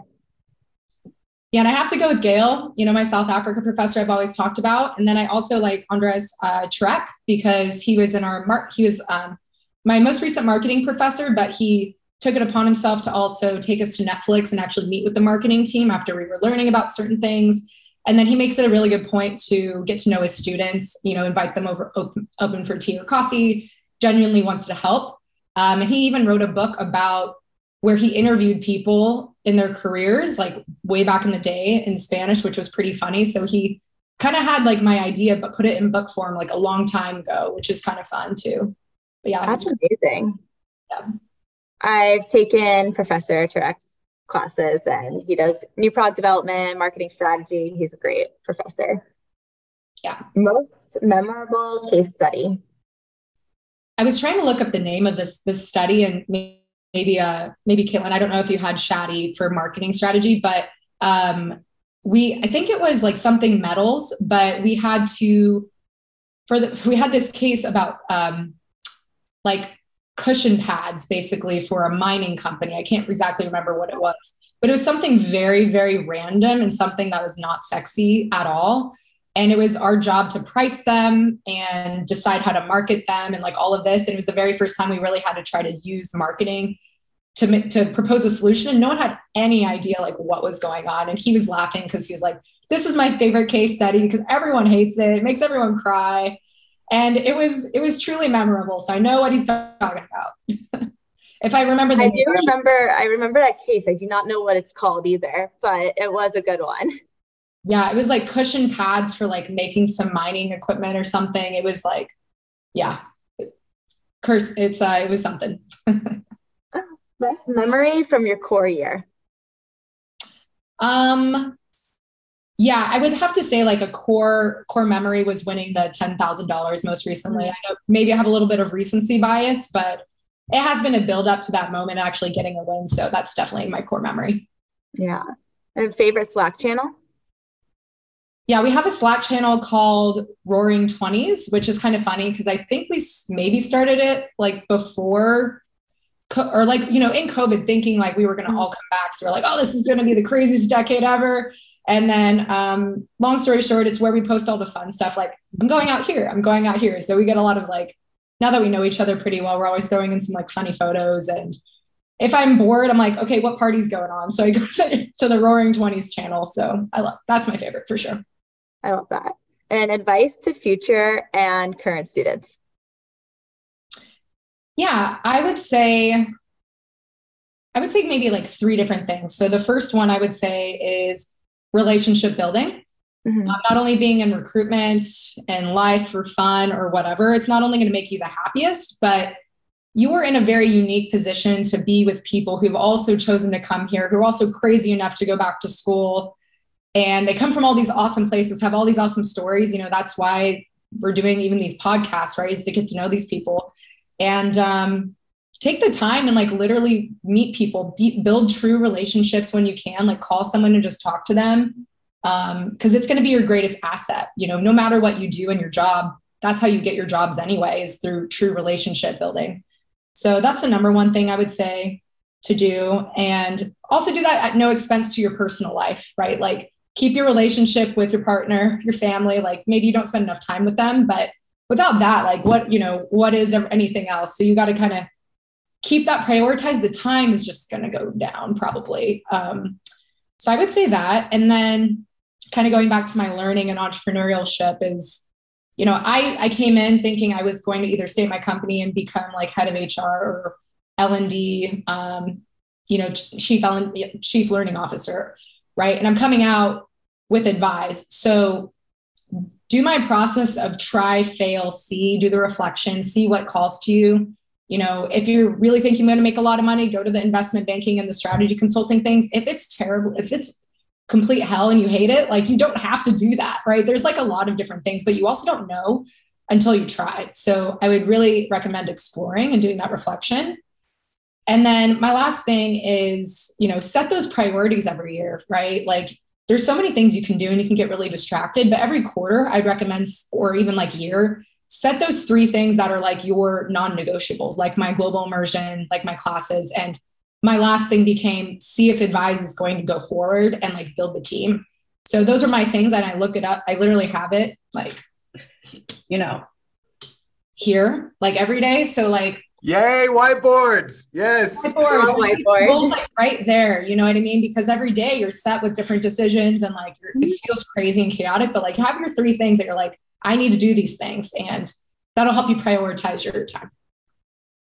I love that advice. I think it's just perfect for anyone who's, besides just Anderson, anybody who's, you know, balancing things or trying to, you know, build their careers, be open-minded to the experiences, and don't be afraid to say this isn't for me. Yep. And have some fun. Yeah. Definitely have some fun. Roaring 20s. Yeah. Try not to. I want to give you a space for any final thoughts. If you have anything that we didn't get to cover as part of your story or anything else you want to add. No, I think this has been really, really awesome and fun. You know, this transition I'm making is really exciting and also really, you know, terrifying, right? So, you know, I'm definitely going to push some Advize stuff. Like if you guys can follow us, or, you know, one thing we're doing is we're scaling up our interviews. So if you're a professional who has 30 minutes, would love to record you for our interviews, and, or just set up time to chat if you're curious about learning more. Definitely open to partnerships and all of that. We're just talking. Yeah. So, you know, follow me on LinkedIn, and then I'll send the Advize stuff too. And, you know, thanks and good luck with wherever you are. Is there a place people can check out Advize? Is there a website or anything like that if they're interested in signing up and watching some of the videos? Yeah, so the website is advisehub.com. So it's Advize with a Z, HUB.com. And that's the same Instagram handle. And you'll also find us on LinkedIn right now. Yeah. Perfect. And if you're a professional, feel free to reach out to Emily to be part of the videos. And Dylan, any thoughts Well, and we have a couple of fellow FEMBAs listening in. Raman and Shirley are listening. Thank you guys. Yeah. So, but Emily, just I'm so inspired. Here we are. We're 9 days before commencement. Your story is great. It's like I want to bottle up your risk tolerance and give everybody a 12-ounce beverage of risk tolerance when they come into orientation. I so many themes that you touched on, but I love the, try, fail, succeed, try, fail, reflect. I just, I love our entrepreneurial subset, right? Because it's not the dominant worldview. I don't think it's the dominant worldview in any MBA program. I think it's a really important like spice and flavor that I always, you and Tori Brodsky and all these stories, right? It's like, how in God's name, but then it's like, well, but if they could and are, maybe I could and would. So I'm so grateful that you were nominated, that you accepted the nomination, because I'm hoping, I'm not hoping. I know there are people who listen to this whole thing, who are like, well, why not? And I do think it's like, one of my friends who's an entrepreneur, he says, the key competencies, you can't be too proud to beg, got to be able to ask for money, and you got to be able to take a punch. Mm-hmm. Yeah. And you got to be able to ask for money and take a punch over and over and over, because people will just dump all over your ideas. But it's like, so what? Thank you for sharing. Maybe there's a nugget of how I can polish the diamond, but I'm not quitting. I'm not leaving. I'm staying here. And now you at the fork in the road of, get the plum MBA job in the MBA window, or go for it. And that's not for the faint of heart. Yeah. So, let's see. So, just, and then for Palooza 10 on July 29, let's continue to talk and get you a table. Yeah, definitely. And get you some airtime and get people into your platform. So, I want to support that. That's part of my vision for Palooza. I'm envisioning Palooza 10 years from now. We can have up to 4,000 people on that lawn, and Royce Hall will hold 1,800 people. So we've gotten Palooza up to about 1,500 people, but we have 10,000 Anderson alumni in LA County. Mm-hmm. And if they come to Palooza and they get a savory and they have a cocktail and they're walking around and, oh, what's this all about? Oh, they need stories. They need coaches. They need mentors. Oh, I'd be supporting Anderson, made in the USA, made at UCLA. So, all right. So yeah, 100% on that. 100%. Yeah. Yes. So my visual A. So this is from the summer of 21, the last time we did these summer spotlights. And God bless Caitlin, because I missed the summer of 22. I came out of COVID and I did not have the bandwidth. I didn't realize how much free time I had during COVID, and I didn't have it last year. So we're only having these summer spotlights for your class of 23 because of Caitlin, who's being ridiculously change adaptive and rolling with this crazy week to get these all done. So kudos to you, Caitlin. Thank you. This little guy, Emily, is, it takes a village to raise a child is the African proverb. And we've extrapolated that. It takes a village to raise a graduate student at UCLA. It takes a village to raise a FEMBA. So you're not limited to one. You can do more than one, but family friend or classmate or professor. But, if there was someone if you could give one Bruin hug to somebody who really got you through this 3-year odyssey with all the ups and downs and dead ends and restarts, who would you like to acknowledge, that it did take a village for you to get where you are here 9 days before commencement? Yeah. So out of the UCLA people, because obviously everyone has their personal, people helping. And you can do more than one. I got another bear. More than one? Okay. I got to say, like, my husband, right? Like, he's been there from the beginning. Like, it's not fun to have your partner go through 3 years of school while working, I would say, but he's always been very supportive. Even with our transition now, he's like, if you think that's the best thing to do, like, I trust you, go for that. And I was like, whoa, like, that's kind of crazy, right? And it's like, we'll figure it out.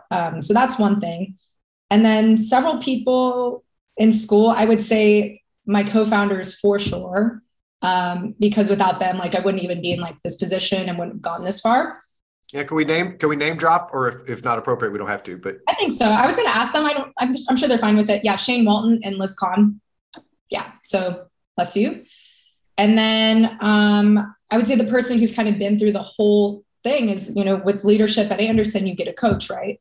So my coach, Jackee, I've been meeting with her once a month over the 3 years, and it's gone from, I don't know if I'm going to do this. I don't know if I'm going to do this. What about this? And what about this?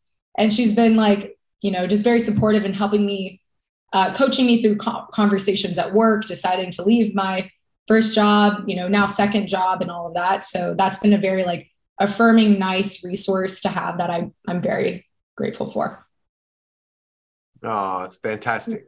Because we will share these these moments with friends. And, in your shout outs to Gayle Northrop. This is my shout out for my class, my leadership class, being a leader. We actually, I'm teaching with Dr. Cooper. Dr. Cooper and Gayle actually submitted, because they're creating these new capstone pathways.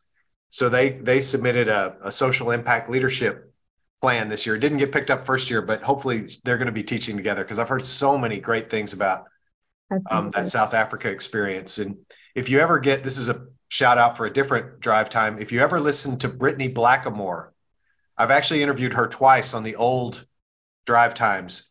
She is the class of 16, and we actually had to change the entire rules because of Brittany. She went on 7 global immersions. Oh my gosh. They were brand new. We didn't have any rules. And she, between the global immersions and the global exchanges, she did 7. And they actually had to kind of say, look, you can't do half your MBA on a different continent. But she tells stories of she went to Brazil, and she went to is it favela? I think is what they call the township part of those in Brazil. I think they're called favelas.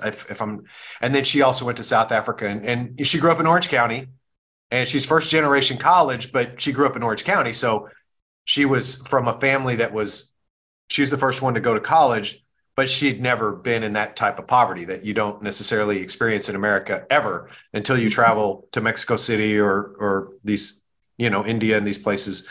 And she created this nonprofit called Suitcases of Joy. And she started to fill suitcases with little tchotchkes and fly to Africa and give them out to people. And she's this kind of blonde person, with, she had some experiences that were, I don't think this is safe. Maybe I should think this through a little bit. And then she went to BCG Consulting. And she's just had this incredible, but, I appreciate when you said, my time in South Africa was life-changing. And you said it really quickly. I hope people heard that. And, and you're 9 days away from commencement. You'll keep reflecting, but I just, appreciate the breadth of your journey and the, I want to use the word intensity of your engagement. And, really, this will just specifically talking to people who know they're coming here who haven't started yet. There's a zone or a flow. Caitlin and I talked about the flow. Caitlin's achieved this incredible flow with these interviews. And I think that metaphor within an interview, but that metaphor over the arc of Anderson, the 0 year, oh my God, I'm admitted, snap, now what? To orientation, and now it's starting, and my first encounters in the hallway, and my first study group, and my core. But I think that if I could net out the meta message of about 100 of these interviews now over the last 7 years since because I started this after I did the leadership course. It's like, plan your work your plan, but stay open-minded. If you don't have a North Star, you get lost because there's just too much. So plan your work, aim at something, work your plan, right? I love whiteboards. What the hell, evaluate quarterly, evaluate yearly. But then there's something about save 10% for happy outcomes, for unplanned synergy. Don't cheat yourself. Don't not do a global immersion. And if you miss it, go back as an alum. Mm-hmm. But I think, I love these spotlights because you were nominated, Emily. Don't hide your light under a bushel, right? You are a spark, and you are you're a servant leader. Like, I don't think I'm the only one who has these questions. Oh my God, a career is such a big thing. And if you don't happen to have an uncle at Goldman Sachs, or even if you do, and that's not your thing, entrepreneurs are crazy. It's a special kind of crazy, and we need them. And it's part of what's made America have something to offer the rest of the world is this, and like, well, what if we create value and solve problems that people don't know they even have yet? And what if my kids, my 16-year-old and my 11-year-old, a decade from now are downstream recipients of making better those pivots, those critical pivots, because they make them from an informed space, because Advize becomes a new normal in college advising or MBA advising. Like, that's epic, right? And the potentiality of it. And then you got to ground that 50,000 with, okay, and what do I do this afternoon? Right. It's really tough. And even hearing you talk about it, it's just like, I get so pumped up about the idea and the problem, because everyone has to work to live. You know what I mean? It is crazy that companies are hiring people who don't really know if like it's right. So it like leads to all this turnover, wasted money, parents are trying to send their first kid to college who still doesn't know how to get a job. It's like, it really doesn't make sense. The system's pretty broken about all of it. And so it's free for students, right? So like any student can and will be able to go on there for free. And we think we can help not only, the people at the schools, the students, but also the companies, right? Who like need that. And then also the people who want to give back. It's an opportunity to film and help someone in a younger place that didn't have the information you had. You could go as far to say as everyone who's getting their MBA didn't quite know what they want. Or like if they had some information before, maybe they wouldn't be paying $150,000 to figure that out. Like, you know what I mean? It's like, it's a big, big problem. And that's why it's, to your point, it's hard to bring it down into tangibility, to convince people to make it into something someone's going to pay for. Like everyone relates to the problem, which is really exciting, but like bringing it down to a product and having product market fit is like a whole different ballgame, So. Well, we will officially pause. So thank you, Caitlin. Thank you, Emily. Yes. Oh, no. More. Yes. I want to shout out my advisors too, because we need them. So Renee LeBron has been helping us. And then we also found our advisor, Mark, through BCO. And that now drop mic. Yeah. I was like, I gotta thank those advisors, Yes, they're huge inspiration and part of this the capstone processes. Well, and you know me, I never want to turn off the mic, because the second I turn off the mic, you'll say something brilliant. Not like you haven't said things brilliant, but and Shirley and Raman, if you guys would like to come off video, happy to. But Emily, great job. Are we pausing the recording? No, I hate to. I'm worried we're not going to get something. So, just great job. And Shirley, thanks so much for rolling with this. Obviously, I use still in UCLA for everything. So Shirley and I get together and we talk about kind of lessons learned from the leadership class.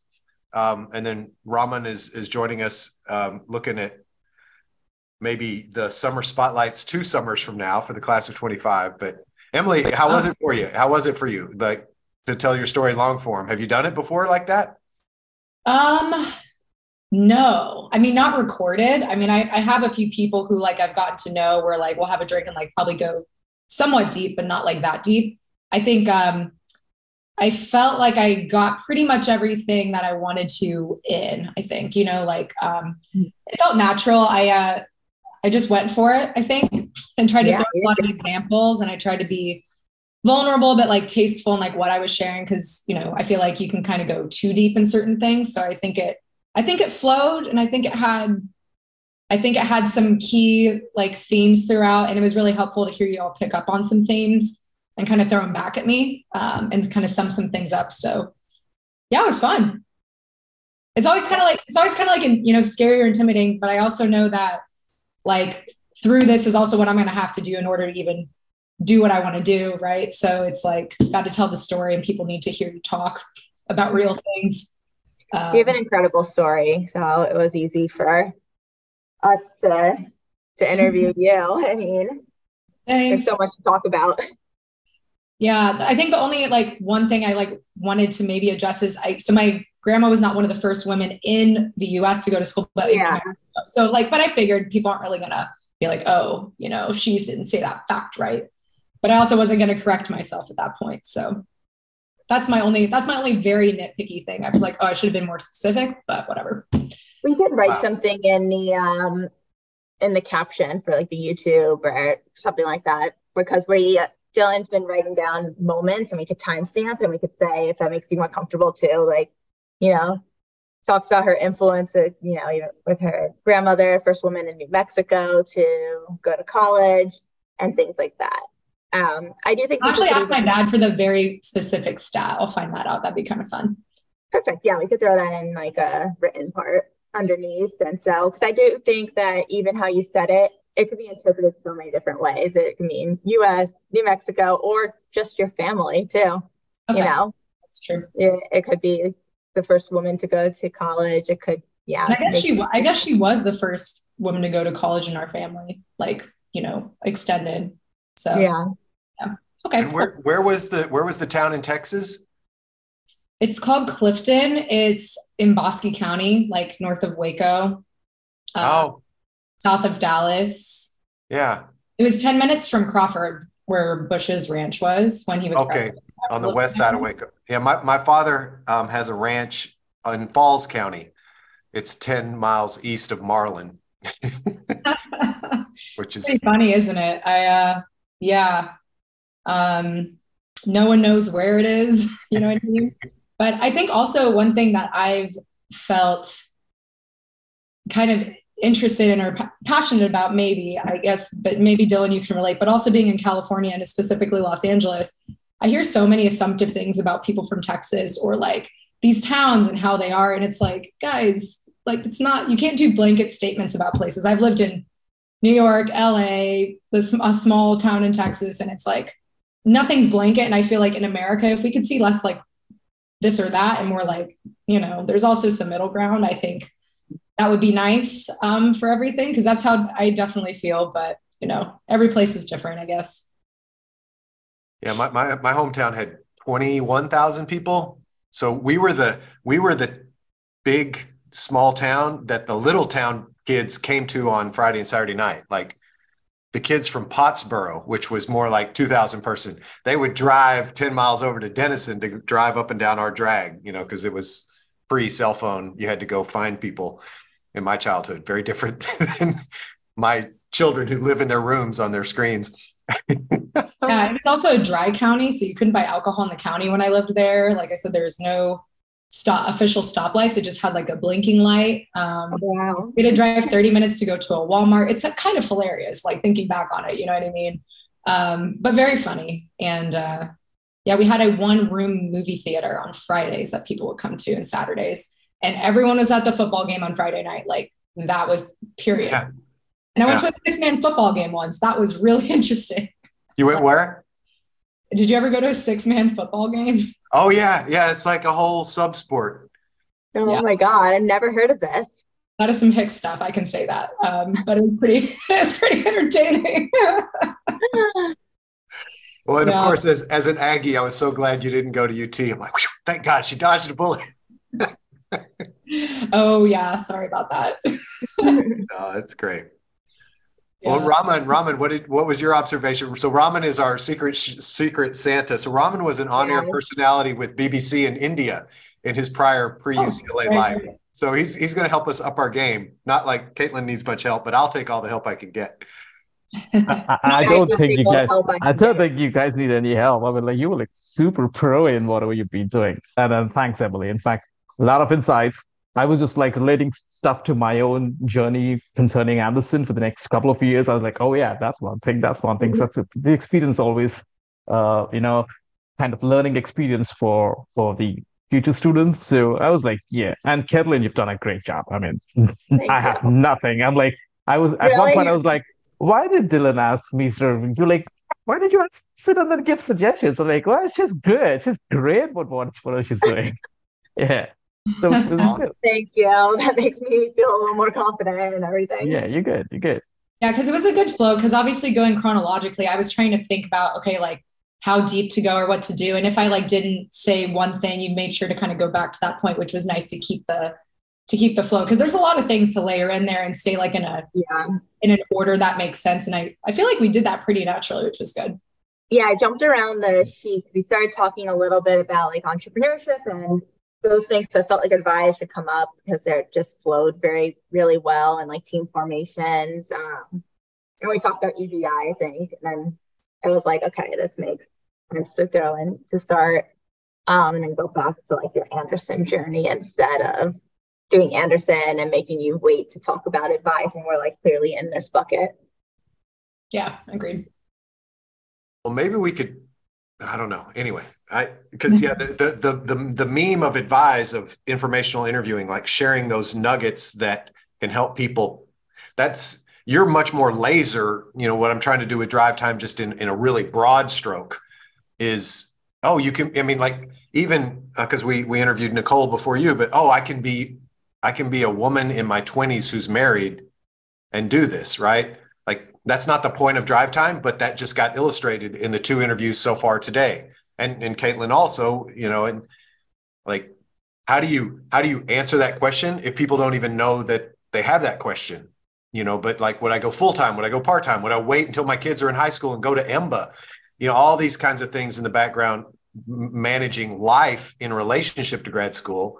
Yeah. That's a whole part of the personal calculus. And then on the career side, am I an enhancer? Am I a switcher? Am I an explorer? Am I an entrepreneur? What the hell do those words mean? Right? You know, I showed up at Chicago and my dad was a minister and my mom was a school teacher. You know, I was just like, the only thing my parents ever argued about was money. So I'm going to get a grad degree before I'm 30. What's a grad degree that makes money?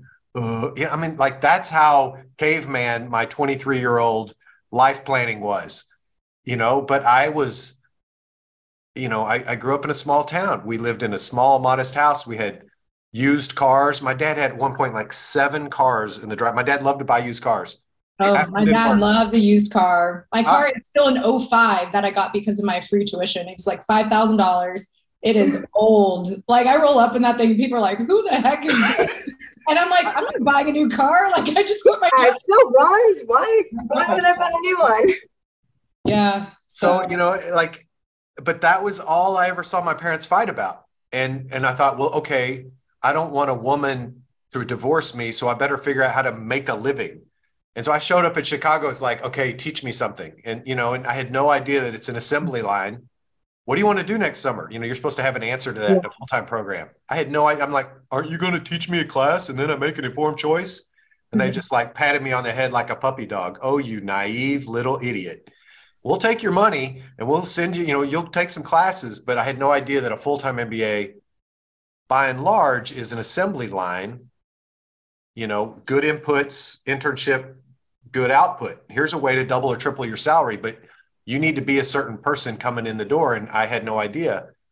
So it worked for me, but it was kind of painful. And I think that's part of where my passion for these kinds of storytelling venues comes from, is my MBA was hugely ego deflating because I'd been a big man on campus, Corps of Cadets, the boots, the whole thing.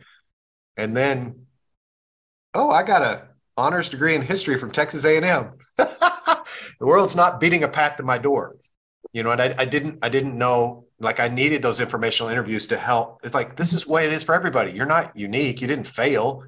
You're in your 20s. You're on top of the world. And now you're a slave at Starbucks. Welcome to life. It's hard. And like, to all your points, Dylan, like even in FEMBA, like, you know, Bonnie, right. She's like, graduate students need this. It's just like that. It's just like that information gathering. And I'm, you know, part of, I've also been very passionate about storytelling. And like, that's how I learned too. Like, I would listen to the Tim Ferriss podcast, The School of Greatness, you know, anything where they're just interviewing professionals or really awesome people. And I would just take little tidbits of that.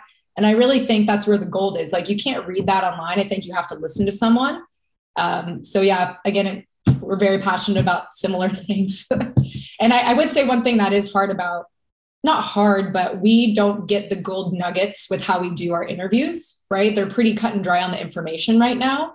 So maybe at some point it does make sense to do a little bit bigger storytelling or some like other events and things through the platform. But the whole goal of ours is like, this is the information you need. It's cut individually question by question, so people don't listen to full form. It's like a student can find, I want this person with this major, who's this far out of school, makes this much money, and I just want to hear about their career path in this industry. Like, I don't want to hear all the 30 minutes. Like, not everyone can do that. So it's very like short form and different, but that has been something we've thought about, is like getting that gold and like making it more of like a long form thing, because unique things come out and you don't get that until someone's interviewed and has the space and people are like listening and you have the mic, you know, like even your best friends, like until I started interviewing people for Advize, I learned more about what they did in their jobs than I knew from my best friends, my family. Like, people don't take the time to interview or like talk about those things. It kind of, you know what I mean? So that's why I also feel passionate about it. Well, so true. People don't take that time, and it's really interesting to learn more on a deeper level. And it's how you build relationships too. Like, that's all recruitment sales is. That's what I train people to do, is build a relationship. You have to just ask people some open-ended questions, like get to know them genuinely. It's like kind of the core of everything, honestly. It is. Yeah.